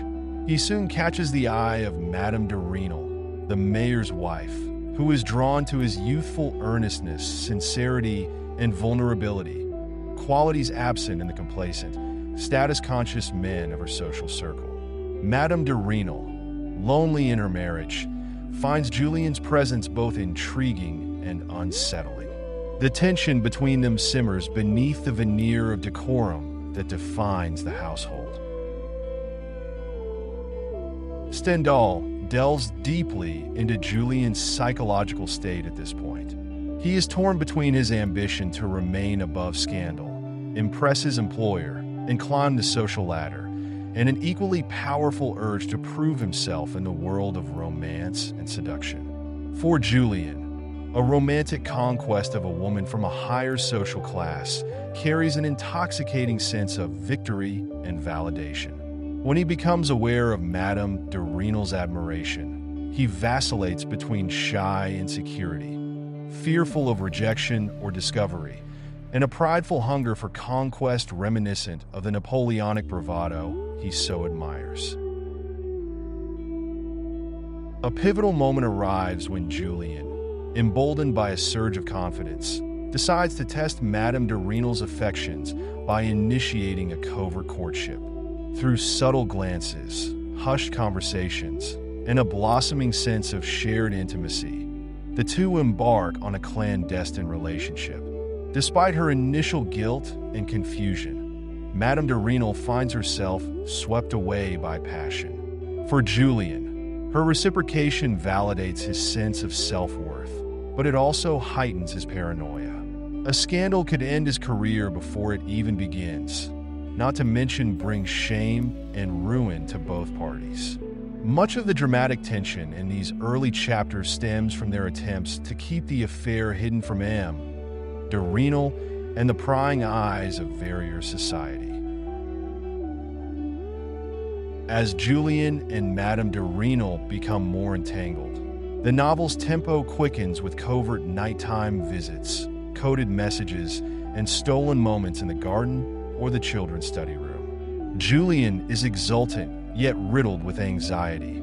always fearing discovery. In turn, Madame de Renal experiences a tumult of emotions: guilt toward her husband, ecstatic love for Julian, and dread of scandal. Stendhal's portrayal of her inner conflict is rich and empathetic. She is not a one-dimensional adulteress, but a deeply human character, torn between social duty and the powerful force of love that both liberates and jeopardizes her. This clandestine relationship doesn't remain secret for long. Town gossip swirls, fueled by jealous acquaintances and servants who notice telltale signs. M. de Renal, initially oblivious, senses something is amiss when well-placed rumors start to reach him. Yet his pride and social standing make him loath to believe that his wife would engage in an affair with a mere tutor. The tension escalates when a political rival contrives to send M. de Renal an anonymous letter hinting at his wife's infidelity. Although Madame de Renal vehemently denies any wrongdoing, the seeds of doubt planted in M. de Renal's mind drive him to mistrust his household. The threat to Julian's position and Madame de Renal's reputation becomes more acute.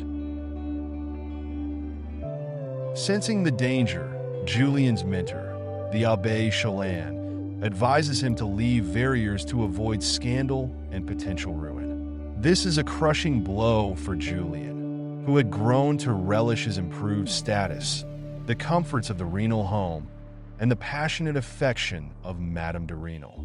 However, with gossip on the verge of open exposure, Julian sees little choice but to depart, guided by the priest's counsel. Following Abbé Chalin's recommendation, Julian enrolls in a seminary in the nearby city of Besançon, plunging into a completely different environment. The seminary is a hotbed of its own political intrigues and power struggles. Julian quickly realizes that intellect alone won't help him here. The church's hierarchy is profoundly shaped by obsequiousness, rote learning, and displays of blind obedience. The other seminarians largely come from peasant or modest backgrounds and harbor ambitions of secure ecclesiastical appointments. Many resent Julian's talent and perceived arrogance. Although Julian tries to blend in, he can't help radiating a certain intellectual superiority. This makes him a target for both envy and suspicion. In these chapters, Stendhal deepens the psychological complexity of Julian's inner life. Julian struggles mightily to maintain the mask of devout humility that seminary life demands. He can recite scripture flawlessly and feign piety, but his restless ambition and admiration for Napoleon betray him to anyone who looks closely. The Abbé Pirard, the stern director of the seminary, initially dislikes Julian for what he sees as vanity. Over time, however, Abbé Pirard comes to admire Julian's intelligence, discipline, and sincerity beneath the surface. Recognizing that Julian's gifts might be ill-served by the petty environment of the seminary, Abbé Pirard eventually becomes something of a protector for Julian, guiding him and helping mitigate the jealousy of fellow seminarians. The monotonous, cloistered life in Besançon weighs on Julian, who pines for something more glamorous.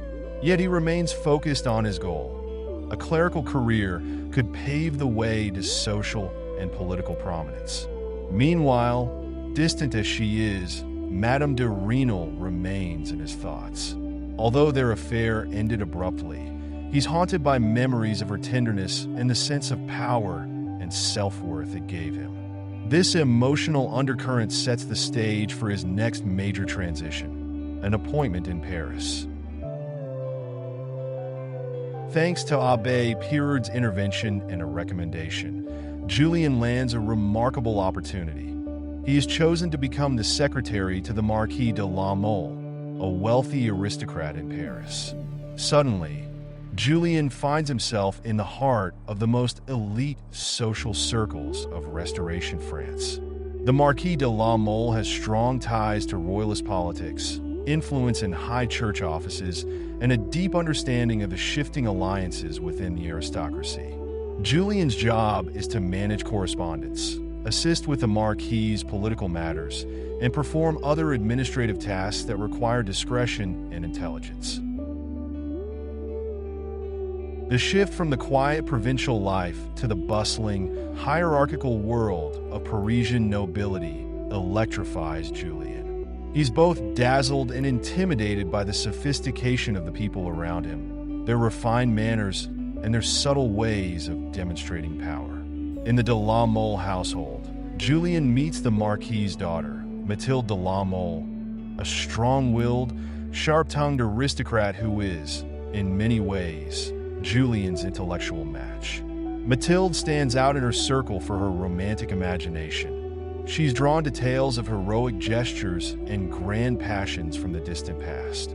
She quickly senses that Julian is not just an ordinary secretary. There's a magnetic pull between these two characters, each proud in their own right, each capable of deep introspection and lofty ambitions. Yet acceptance in the de la Mole household is fraught with challenges.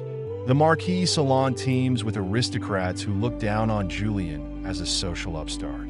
They admire his intelligence when it suits them, but disdain his lack of birth and connections.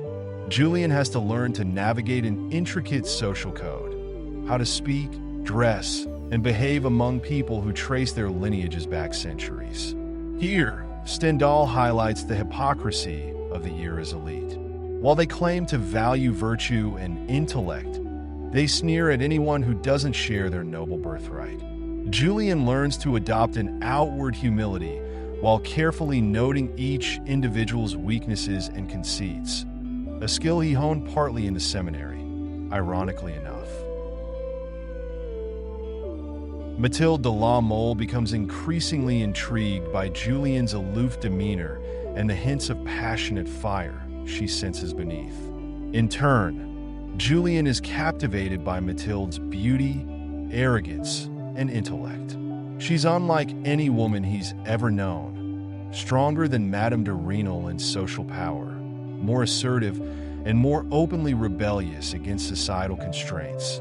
Observing that she's bored with the shallow conversation of her aristocratic peers, Julian sees an opening. If he can impress her, perhaps she'll be his ticket to real influence. At first, Mathilde views Julian as an object of intellectual and romantic curiosity, a man who stands out in her social sphere by virtue of his humble background and undeniable talents. She oscillates between mocking him, testing his composure, and admiring him. Julian, for his part, goes through waves of pride and self-consciousness. He fears being taken as a mere plaything for Mathilde's amusement. Yet he's also enthralled by the possibility of a relationship with someone of her status, a conquest that would outshine even his earlier affair. Their emotional dance intensifies as Mathilde's curiosity spirals into desire. She makes it clear, through subtle gestures and private conversations, that she's willing to defy convention if it means indulging her passions. Julian is torn. On one hand, a liaison with Mathilde could lead to marriage and a dramatic leap in his social position, far beyond what he once dreamed possible. On the other hand, the social consequences of an affair with a Marquis's daughter are far more severe than his earlier entanglement. Should they be discovered, it would mean disgrace, not only for Julian, but also for the powerful de la Mole family. This ever-present risk fuels both the thrill and the dread underlying their blossoming connection. Inevitably, Julian and Mathilde's mutual fascination converges into a passionate affair. Their moments of intimacy are cloaked in secrecy. Late-night meetings, coded letters, and hidden rendezvous. Stendhal, famous for his psychological insight, delves into each character's shifting emotions. Julian is simultaneously exultant. He has conquered the heart of a high-born woman and plagued by a sense of inadequacy that gnaws at him. Mathilde's perspective is equally turbulent. She vacillates between intense admiration for Julien's boldness and regret at endangering her position. A striking episode occurs when Mathilde, in a dramatic gesture, recalls a 16th century ancestor who notoriously loved and was loved in scandalous fashion. She sees herself as reenacting some grand historical romance, elevating her relationship with Julien to a near-mythic level. Julien, though flattered, remains ever practical. He wonders if she's merely using him to satisfy her taste for the extraordinary. This push and pull dynamic escalates as Mathilde's pride leads her to test Julien's devotion, sometimes treating him with cold detachment, other times lavishing him with attentions that signal genuine love. Eventually, the affair leads to a critical turning point. Mathilde discovers she's pregnant. In the context of 19th century aristocratic France, an illegitimate pregnancy is catastrophic. Knowing full well that the scandal could destroy both their lives, Mathilde clings to the belief that her father might be persuaded to legitimize their marriage if Julien can prove himself worthy. Julien, in a frenzy of ambition, sees this as the ultimate test. If he can secure the Marquis de la Mole's approval, he will have triumphed against all odds. However, the road ahead is far from smooth. Mathilde's father, though he is occasionally impressed by Julien's service, is a proud nobleman deeply invested in his family's status. On hearing of his daughter's predicament, he rages against the idea of a marriage to a penniless commoner. In one of the novel's most dramatic episodes, the Marquis, initially livid and humiliated, contemplates how best to handle the situation. In a society where lineage is everything, an aristocratic daughter pregnant by a social climber is a major scandal. However, the Marquis also recognizes that Julien is no ordinary man. He's proved to be indispensable in several political dealings. Out of paternal concern for Mathilde and keen self-interest, wanting to avoid a public shame, the Marquis weighs the possibility of conferring a token nobility upon Julien. The idea is to gloss over the gulf in birth and allow a discreet marriage to proceed. The news that the Marquis might grant Julien a noble title of sorts through the purchase or assignment of a minor estate fills Julien with a sense of triumph. He sees himself following in the footsteps of Napoleon, the ultimate social upstart who took a crown. Yet, this exultation is tempered by ongoing apprehension. The Marquis's acceptance seems grudging, and the fragility of Julien's position is obvious. Meanwhile, Mathilde's aristocratic acquaintances whisper behind her back, speculating on how her father will handle the predicament. Just when Julien seems poised to gain everything he ever wanted, fate deals him a cruel blow. A letter arrives at the de la Mole home from Madame de Renal, of all people, written in a moment of spiritual repentance, encouraged by a particularly zealous priest. Madame de Renal confesses to having been seduced by Julien's manipulative ambitions. She warns the Marquis that Julien's pursuit of Mathilde is likely driven by greed and social climbing rather than genuine love. This letter shatters the Marquis's tentative plan to ennoble Julien. Overnight, Julien's carefully constructed future collapses. Consumed by rage, the Marquis withdraws his support, effectively casting Julien aside and leaving Mathilde's future uncertain. Enraged by Madame de Renal's betrayal, someone he once loved and believed loved him, Julien lashes out in one of the most shocking acts of the novel. Unable to restrain his fury, he travels to Verrières, bursts into the local church where Madame de Renal is attending Mass, and fires a pistol at her. It's a moment of pure impulsive violence, a catastrophic miscalculation that stands in stark contrast to Julien's previously strategic nature. Madame de Renal is struck, but survives, gravely wounded. Julien is immediately arrested. This moment is the novel's turning point, the result of all the tensions and contradictions within Julien. His quest for social ascendancy, his desire for romantic conquest, and his pride converge in an act of violence that can't be undone. Suddenly, Julien's meteoric rise comes crashing down, and he faces the reality of a criminal trial for attempted murder. Society, which once tempted him with illusions of grandeur, now gathers to condemn him. Mathilde, devastated and confused by this turn of events, stands by Julien publicly, although her father is disgusted by the scandal.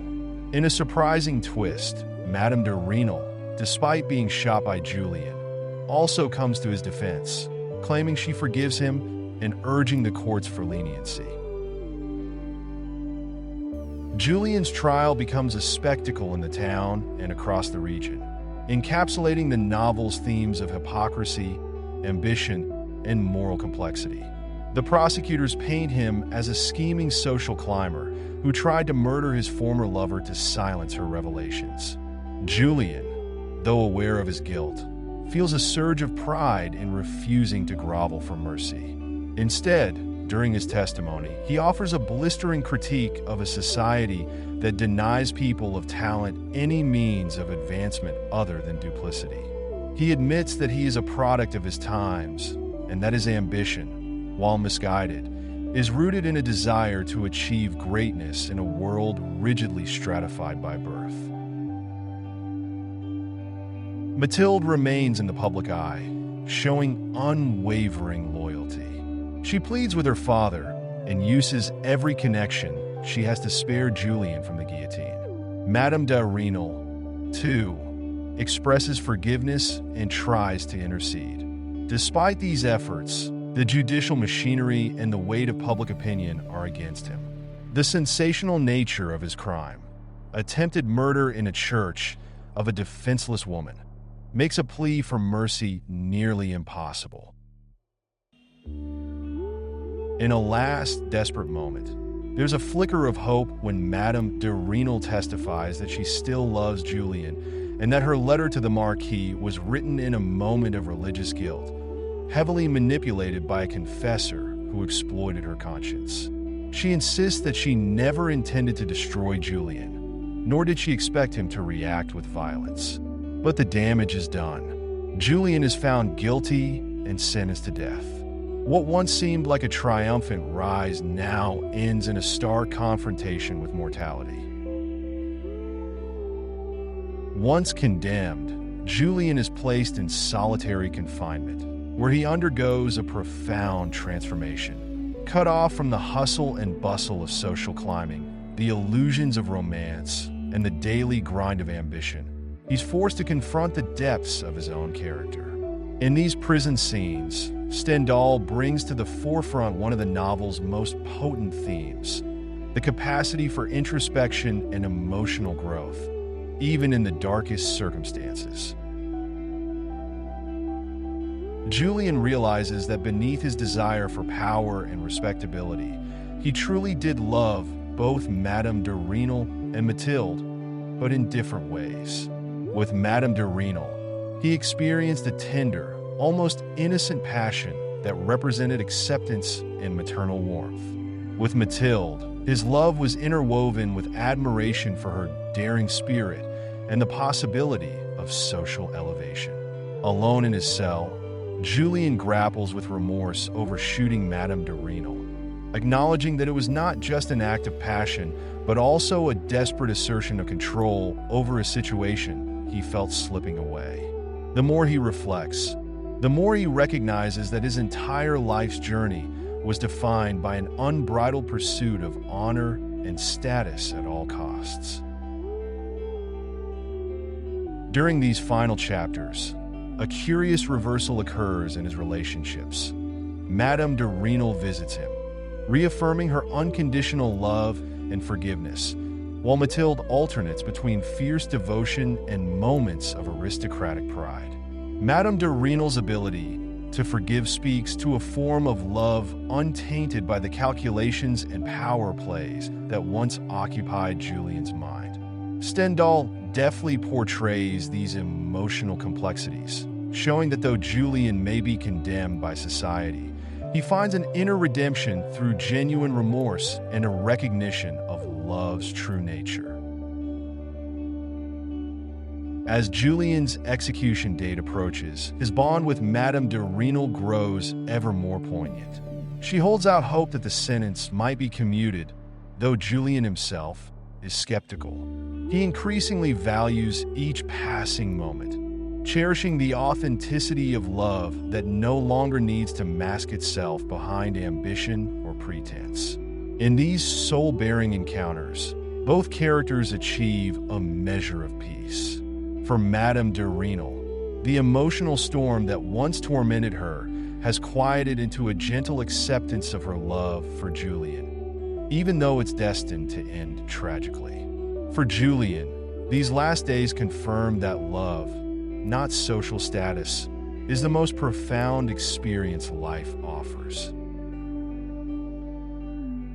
Meanwhile, Mathilde, pregnant with Julian's child, attempts every last resort to secure a pardon. She visits influential aristocrats, begs her father to use his clout with the king, and even contemplates extreme actions, but the condemnation remains firm. Stendhal contrasts Madame de Renal's serene devotion with Mathilde's dramatic flair. In one of the final gestures reminiscent of her historical ancestors, Mathilde vows to honor Julian's memory in a macabre, almost theatrical manner, a nod to the stories of the grand, tragic romances she idolizes. On the day of execution, Julian faces the guillotine with a somber dignity.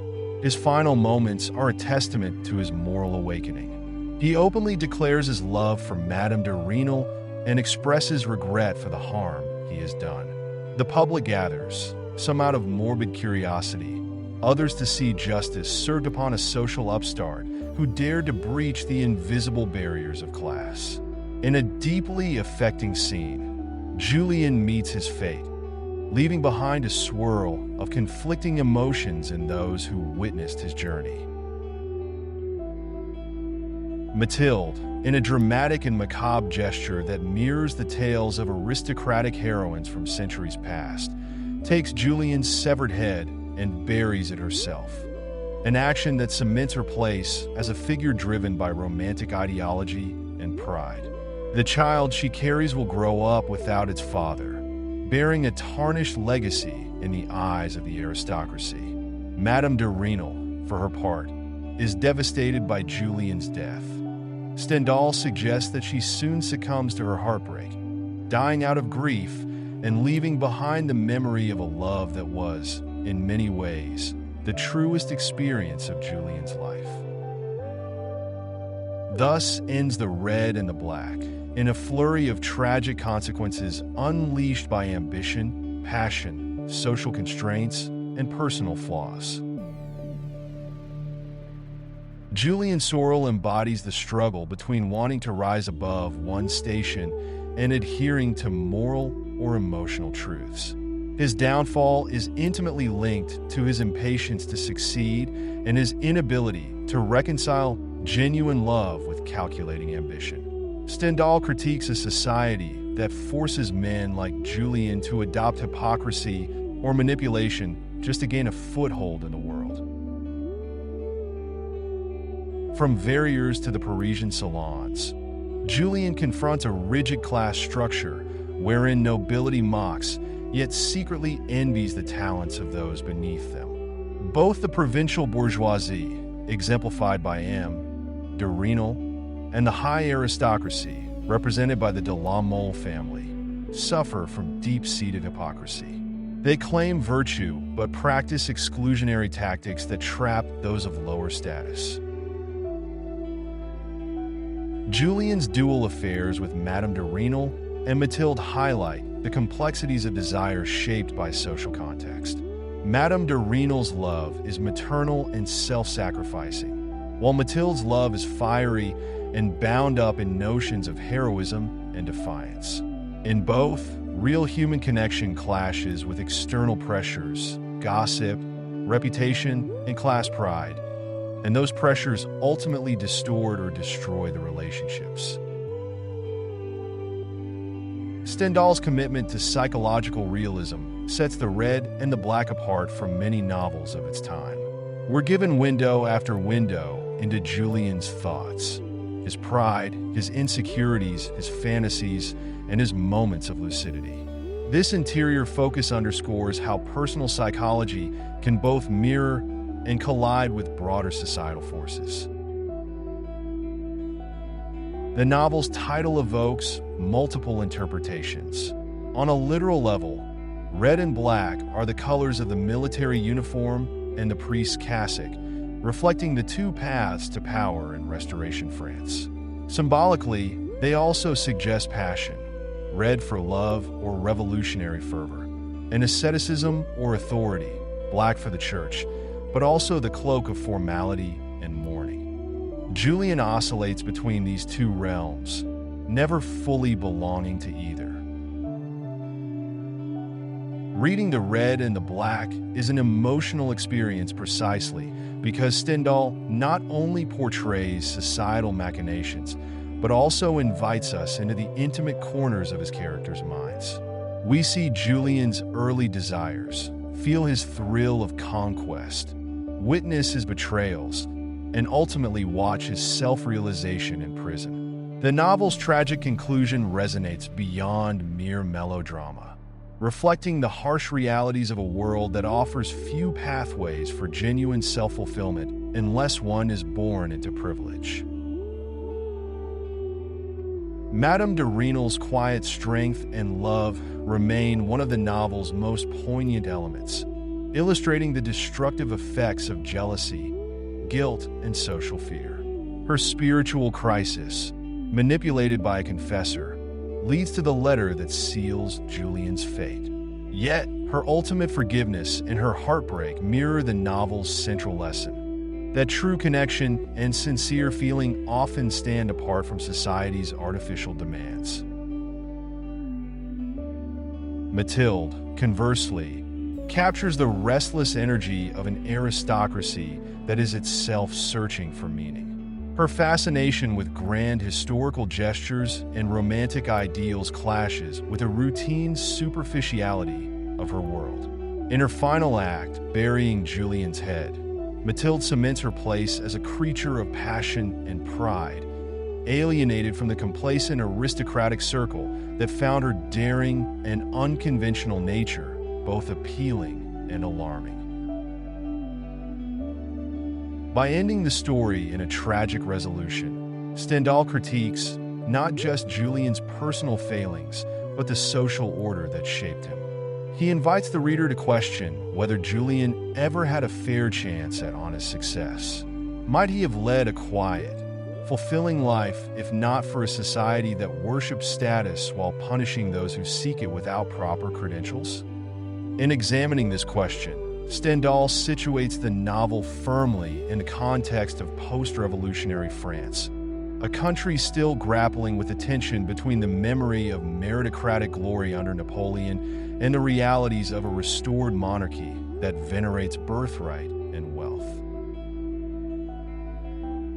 The Red and the Black stands as a literary masterpiece that deftly combines social commentary, psychological depth, and romantic tragedy. Stendhal's depiction of Julian Sorel, a peasant son with the mind of a philosopher and the heart of a dreamer, captures the universal longing to transcend one's environment and the tragic consequences that can arise when that longing collides with rigid social barriers. Through Julian's affairs with Madame de Renal and Mathilde de la Mole, we see love twisted by ambition and pride, yet also revealing moments of genuine devotion and empathy. Above all, the novel's final message underscores the tension between an individual's inner desires and the constraining forces of society. In his climb toward power, Julian adopts manipulative strategies that erode his moral compass.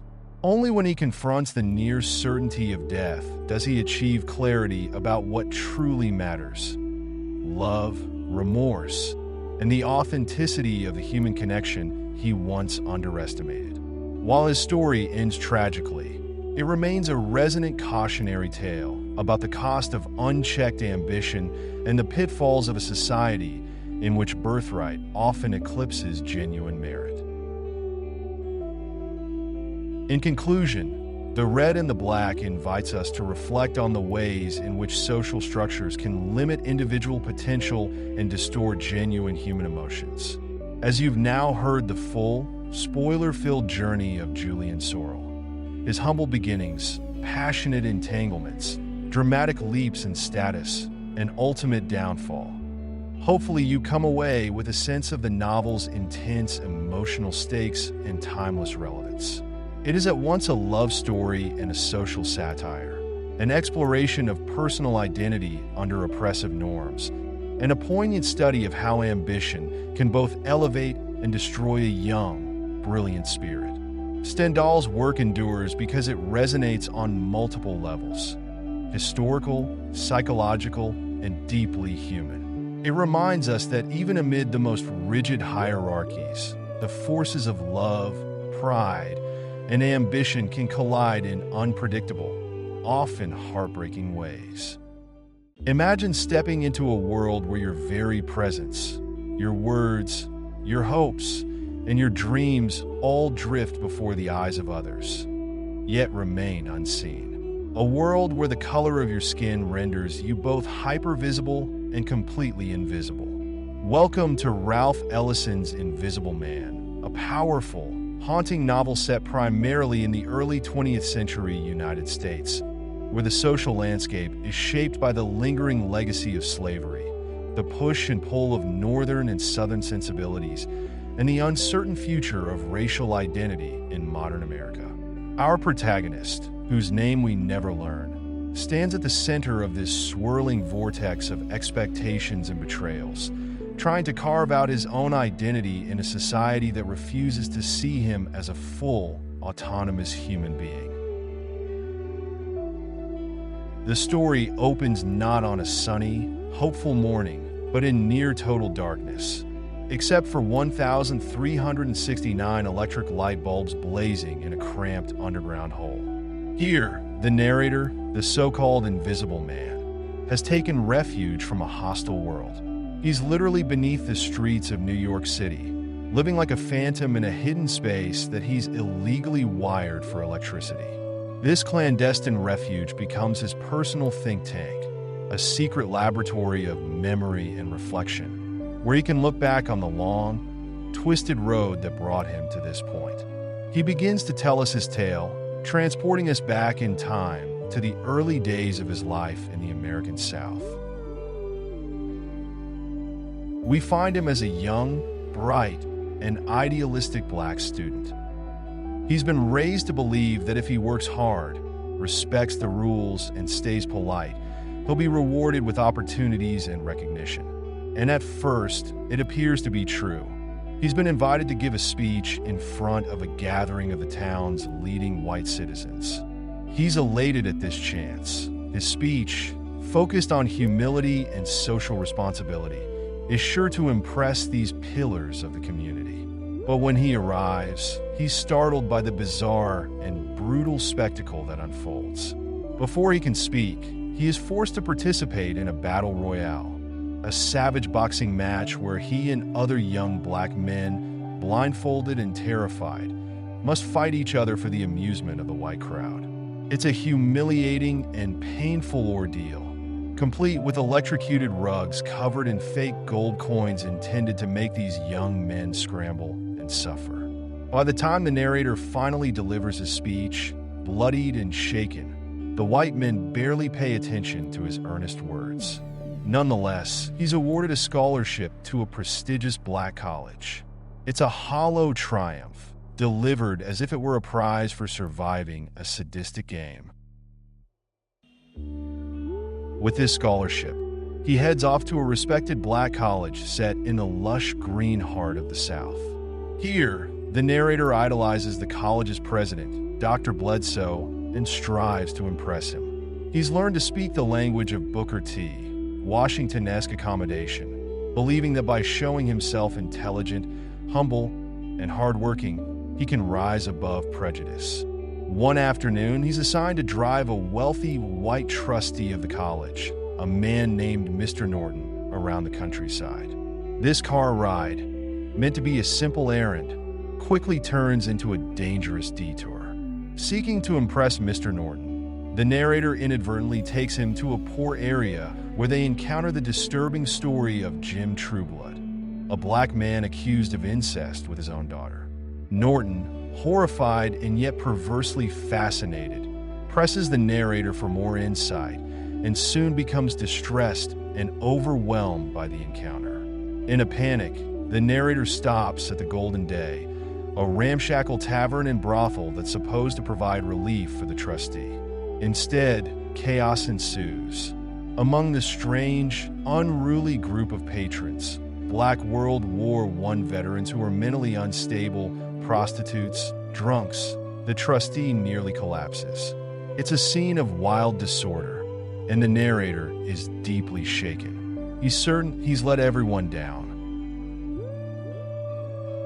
Dr. Bledsoe, furious that one of the white trustees has been exposed to the rougher, uglier side of black life near the campus, accuses the narrator of carelessness and stupidity. In a pivotal moment, the narrator learns that Dr. Bledsoe's polished veneer hides a deeply cynical philosophy. It's all a game of deception and manipulation. Bledsoe doesn't care about the truth. He cares about pleasing white benefactors and maintaining his position of influence. He's willing to lie, betray his own students, and distort the truth if it keeps the money flowing and the power structure intact. Bledsoe expels the narrator, but pretends to help by giving him letters of recommendation to important men in New York, implying that if he proves himself there, he can return to school. With shattered illusions, the narrator boards a bus northward, hopeful that New York will offer a fresh start, an environment where his worth can be judged more fairly. The city greets him with a jostling mix of opportunity and indifference. Dressed in his best suit, armed with Bledsoe's letters of reference, he goes from office to office, trying to meet the wealthy connections that his former mentor promised would help.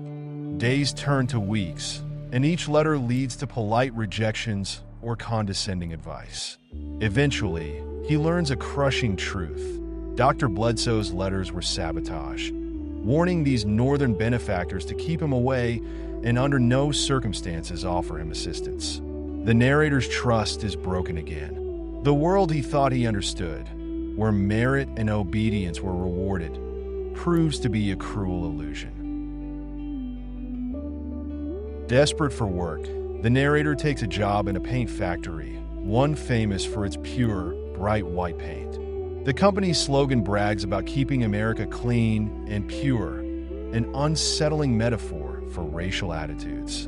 In the factory, he is assigned to a man named Lucius Brockway, an old black worker fiercely proud of his role in making the paint's secret formula. Brockway is paranoid, suspicious that the narrator wants his job. Misunderstandings erupt, culminating in a confrontation that leaves the narrator dazed. A boiler explosion knocks him unconscious. When he wakes, he finds himself in a mysterious hospital ward deep within the factory complex, subjected to experimental electric shock treatments. The doctors speak over him as though he isn't there, discussing him like a specimen, erasing his identity and memory. They treat him as a disposable body, a blank slate upon which they perform experiments. When he finally emerges, it's as if he's been reborn, stripped of old illusions, but also robbed of a certain naive innocence. Wandering the bustling streets of Harlem in search of meaning, the narrator encounters Mary, a warm and maternal black woman who offers him a home and encourages him to find his purpose. With her, he feels cared for, if still directionless. One day, witnessing an elderly black couple being evicted onto the street, the narrator delivers an impassioned speech to the assembled crowd. Stirring and heartfelt, this spontaneous oration energizes the bystanders and nearly sparks a riot against the eviction. In that moment, he discovers a hidden talent. He has a voice. He can move people. This demonstration of rhetorical power catches the eye of representatives from a mysterious political organization known as the Brotherhood. The Brotherhood presents itself as a multiracial, forward-thinking group dedicated to social justice and uplifting the oppressed. Intrigued, flattered, and hungry for purpose, the narrator joins their ranks. They groom him, train him in public speaking, and give him a new name and a sense of importance. He's assigned to work in Harlem, leading rallies and addressing community concerns. At first, this feels like a homecoming for his soul. Here, at last, is a group that sees him, values his talents, and offers him structure and meaning. He quickly rises in prominence, becoming a celebrated speaker who can draw large, enthusiastic crowds. Yet, cracks soon appear in the Brotherhood's facade. Far from being a pure organization fighting for justice, it's rife with internal politics, hidden agendas, and ideological rigidity. The narrator is scolded for showing too much individual initiative, reminded constantly that he must follow the group's abstract doctrines rather than respond organically to the community's immediate needs. He finds himself at odds with Brother Jack, the organization's stern, one-eyed leader who treats people like pawns on a chessboard. Even as the narrator's reputation grows, he senses that he's little more than a convenient tool for a cause whose ultimate goals remain murky. A turning point comes with the character Todd Clifton, a charismatic young black member of the Brotherhood and a friend to the narrator. Clifton disappears mysteriously from the organization. When the narrator finally finds him, Clifton is on a Harlem street corner, no longer a passionate activist, but reduced to selling dancing Sambo dolls, grotesque caricatures that play to the worst racist stereotypes. Before the narrator can fully understand what has happened to his friend, events take a tragic turn. A white policeman confronts Clifton and, without warning, shoots him dead. The narrator is left holding the lifeless body of a man who once believed in collective action and racial uplift. In this shocking moment of violence, all the Brotherhood's theoretical, high-minded rhetoric collapses into the raw, brutal reality of black life in America. The narrator organizes a funeral march for Clifton, delivering a powerful eulogy that honors his friend's humanity and questions the society that allowed his needless death. The Brotherhood, however, is not pleased. Rather than commend the narrator's compassion and leadership, they chastise him for deviating from the party line. They accuse him of showboating and emotionalism. It's here that the narrator fully understands that the Brotherhood's supposed fight for equality and justice is rooted in manipulation. They care more about abstract ideologies and the control of the narrative than the real suffering on the streets. He realizes he's never been seen as an individual. He's been a mouthpiece, a mannequin dressed up in noble words. Deeply disillusioned, the narrator tries to navigate Harlem's political and social minefield on his own terms. He dons various disguises, trying to understand the factionalism and betrayals happening around him. He meets Ras the Exhorter, later Ras the Destroyer, a West Indian black nationalist who preaches violent uprising against white oppression and denounces the Brotherhood as too conciliatory and manipulative. Ras sees the narrator as a traitor to the race, a puppet controlled by white interests. In the ensuing tension, Harlem becomes a pressure cooker. Rumors swirl, tempers flare, and the narrator finds himself caught in the crossfire of competing ideologies. He's lost his faith in the Brotherhood and never embraced Ras's militant extremism. Once again, He's searching for a path that truly respects his individuality and his people's humanity. As the narrator sinks deeper into confusion, a curious episode occurs. Brother Jack, in a heated confrontation, loses his glass eye, literally showing that he has had only a single, limited vision all along. The narrator sees that all the Brotherhood's talk of scientific planning and historical necessity was just another form of blindness. He understands that he's been invisible to them too, not seen for who he is, only for how he can serve their ends. In his desperation for clarity and connection, the narrator returns to old haunts. He attempts to reconnect with Mary, who once provided comfort and stability. He experiments with new identities, wearing a dark pair of sunglasses that cause strangers to mistake him for a man named Reinhardt, a chameleon-like figure who seems to be everywhere and nowhere at once. A gambler, a preacher, a lover, a con man. This case of mistaken identity shows the narrator how fluid identity can be, how easily people project onto him what they want to see. It's a dizzying revelation. He could be anyone, as long as people never really look at him. The world is full of Reinhardts, invisible men passing through various roles, seen only in pieces, never as whole individuals. As tensions reach a boiling point, Harlem erupts into a full-scale riot. The narrator wanders through a nightmarish landscape of burning buildings, shattered glass, and screams echoing in the streets. Looters strip storefronts bare. Men and women, angered and confused, lash out at anything that symbolizes oppression. The narrator, trying to make sense of it all, encounters Ras the Destroyer leading a gang of armed men on horseback like some apocalyptic warlord. Ras demands the narrator's death, calling him a traitor. Armed with a spear, Ras commands chaos. The narrator flees, realizing that all around him social order is collapsing, and no one sees him for who he is. The Brotherhood's manipulations have led to tragedy, Ras's militancy to destruction, and the narrator is trapped in a city on fire, his identity still a mystery even to himself. In the riot's aftermath, chased by pursuers and nearly killed, the narrator falls into a manhole, the literal step in an underground invisibility. Stumbling through the darkness, he finds himself cut off from the chaos above. Here, in the quiet, subterranean void, he finally comes to terms with his invisibility.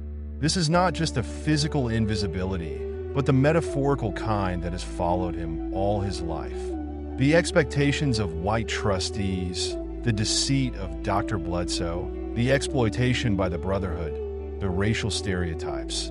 These forces have all refused to see his humanity. Instead, they saw him as a novelty, a spokesman, a threat, a tool, a scapegoat, or a symbol, but never as a full person with his own dreams and complexities.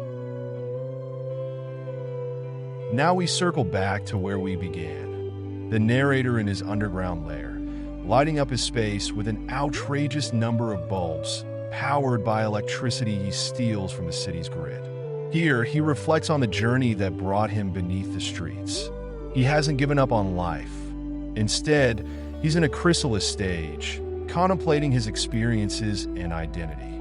The novel's ending doesn't offer an easy resolution. Instead, it delivers a powerful message.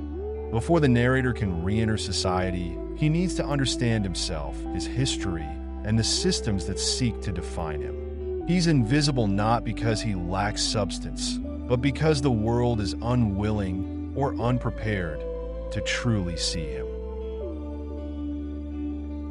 The narrator himself is a fascinating figure, never named, perpetually searching for an identity. At the start, he's the model student, eager to please and impress. He believes in the American dream, in the promises of education, humility, and hard work.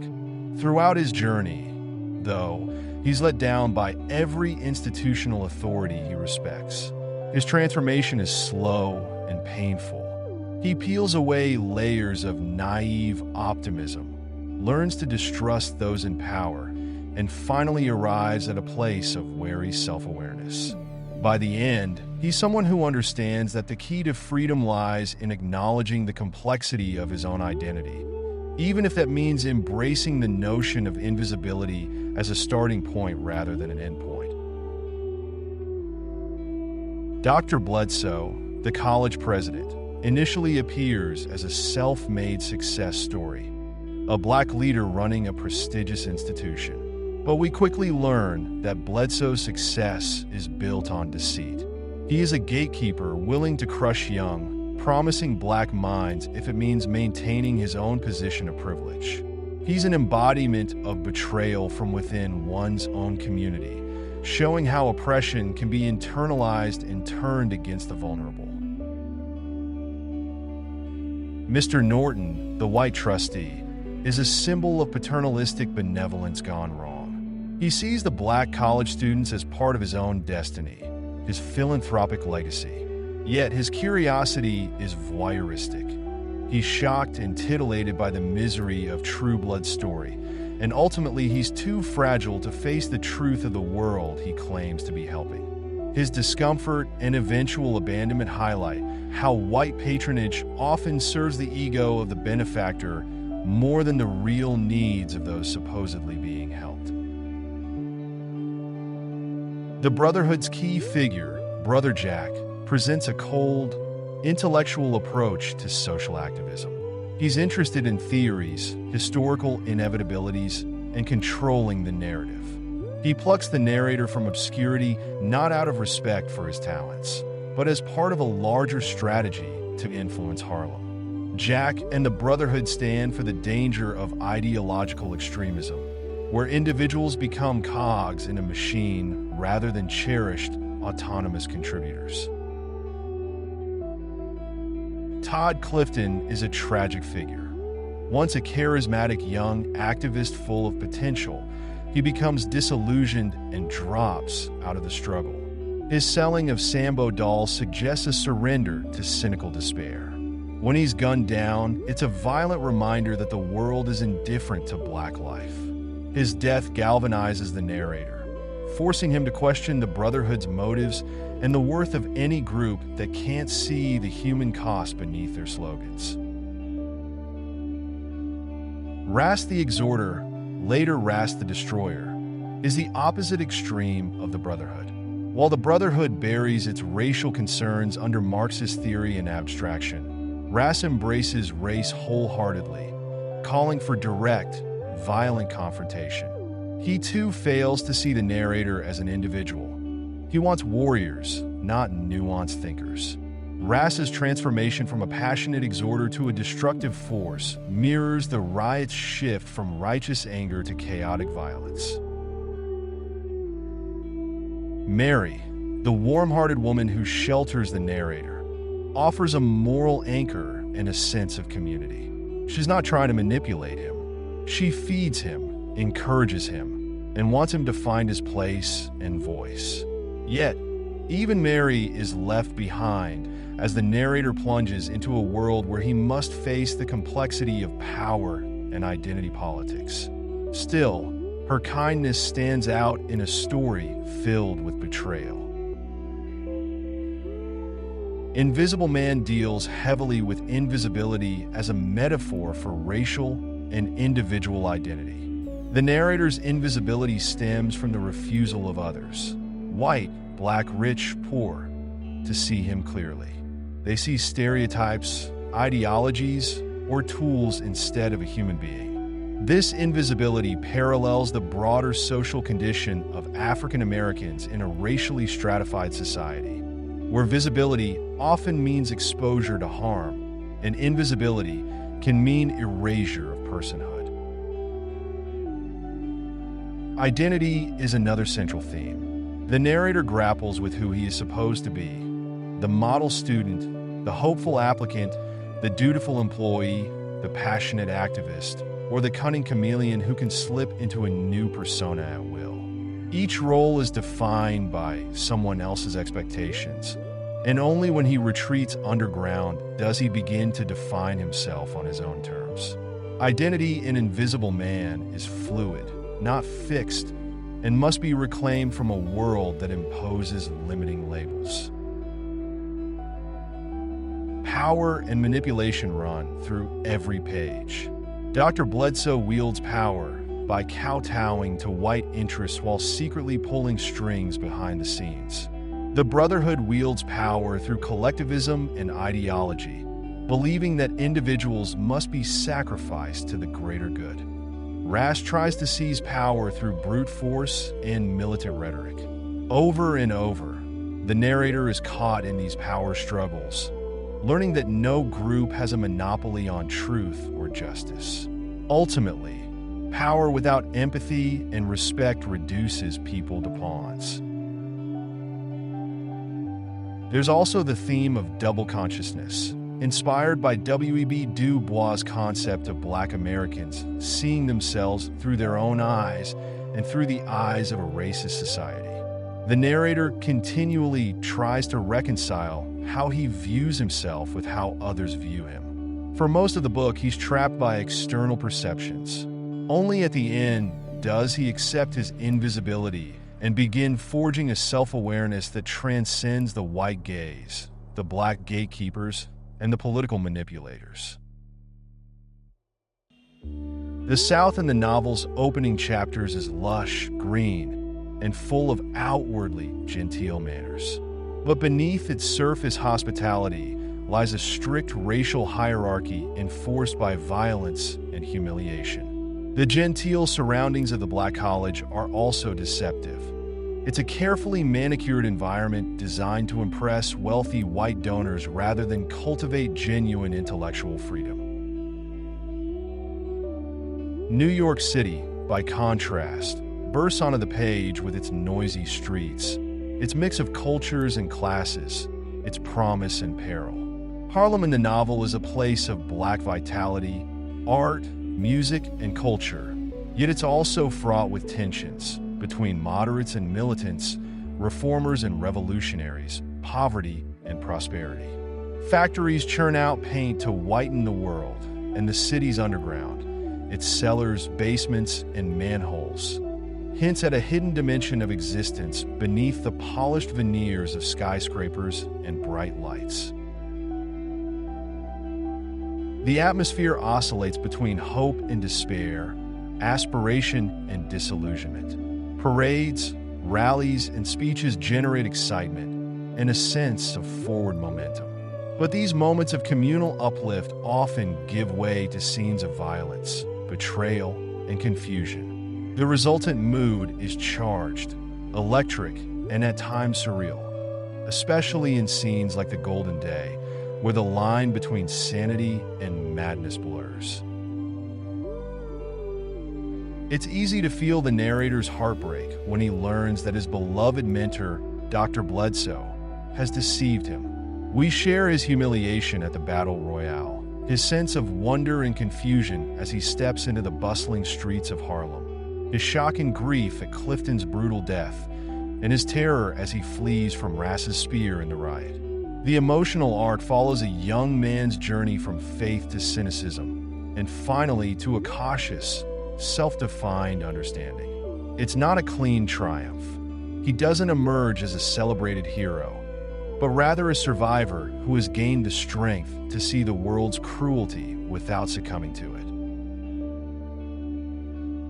The narrator's struggle is deeply human. Who hasn't felt misunderstood at some point, or used by others, or forced into a role that doesn't fit? Ellison's masterpiece resonates because it's about more than just one man's journey. It's about the universal human search for visibility and acknowledgement. In the narrator's plight, we see the plight of anyone whose individuality has been flattened into a stereotype or a utility. In his underground sanctuary, powered by stolen electricity and filled with a maddening array of light bulbs, the narrator decides it might be time to come out, to re-enter the world above. He has discovered that invisibility can be both curse and tool. Perhaps by embracing his invisibility, he can learn to define himself rather than be defined by others. He doesn't propose easy answers. Instead, he leaves us with a powerful meditation on identity, perception, and the human need to be seen and known. This is the story Ellison weaves, an odyssey of an unnamed black man navigating America's racial, political, and social mazes, searching for himself among illusions and manipulations. It's a story where the protagonist's initial trust is shattered, his loyalties tested, and his illusions stripped bare. He stands at the end invisibly illuminated, wiser to the games of power and prejudice, and determined, if not to be fully seen, then at least to see himself clearly. In doing so, Invisible Man invites us to ask, in a world full of distortions and blind spots, how do we learn to see ourselves and others truly? And perhaps most urgently, once we understand our invisibility, how do we step forward into visibility on our own terms? In its frank confrontation with America's social and racial fabric, Invisible Man remains startlingly relevant. The narrator's journey is a timeless exploration of what it means to assert your own identity in a world that wants to script it for you. As he closes his account, still underground but thinking about emerging, we too are left contemplating the nature of identity and society's refusal to recognize our full humanity. The book is a clarion call to recognize that the struggle for visibility, dignified, honest visibility, is ongoing. The narrator's story does not end with a tidy resolution. It ends with a new awareness and a question, inviting readers to reflect on their own roles in seeing or obscuring the humanity of those around them.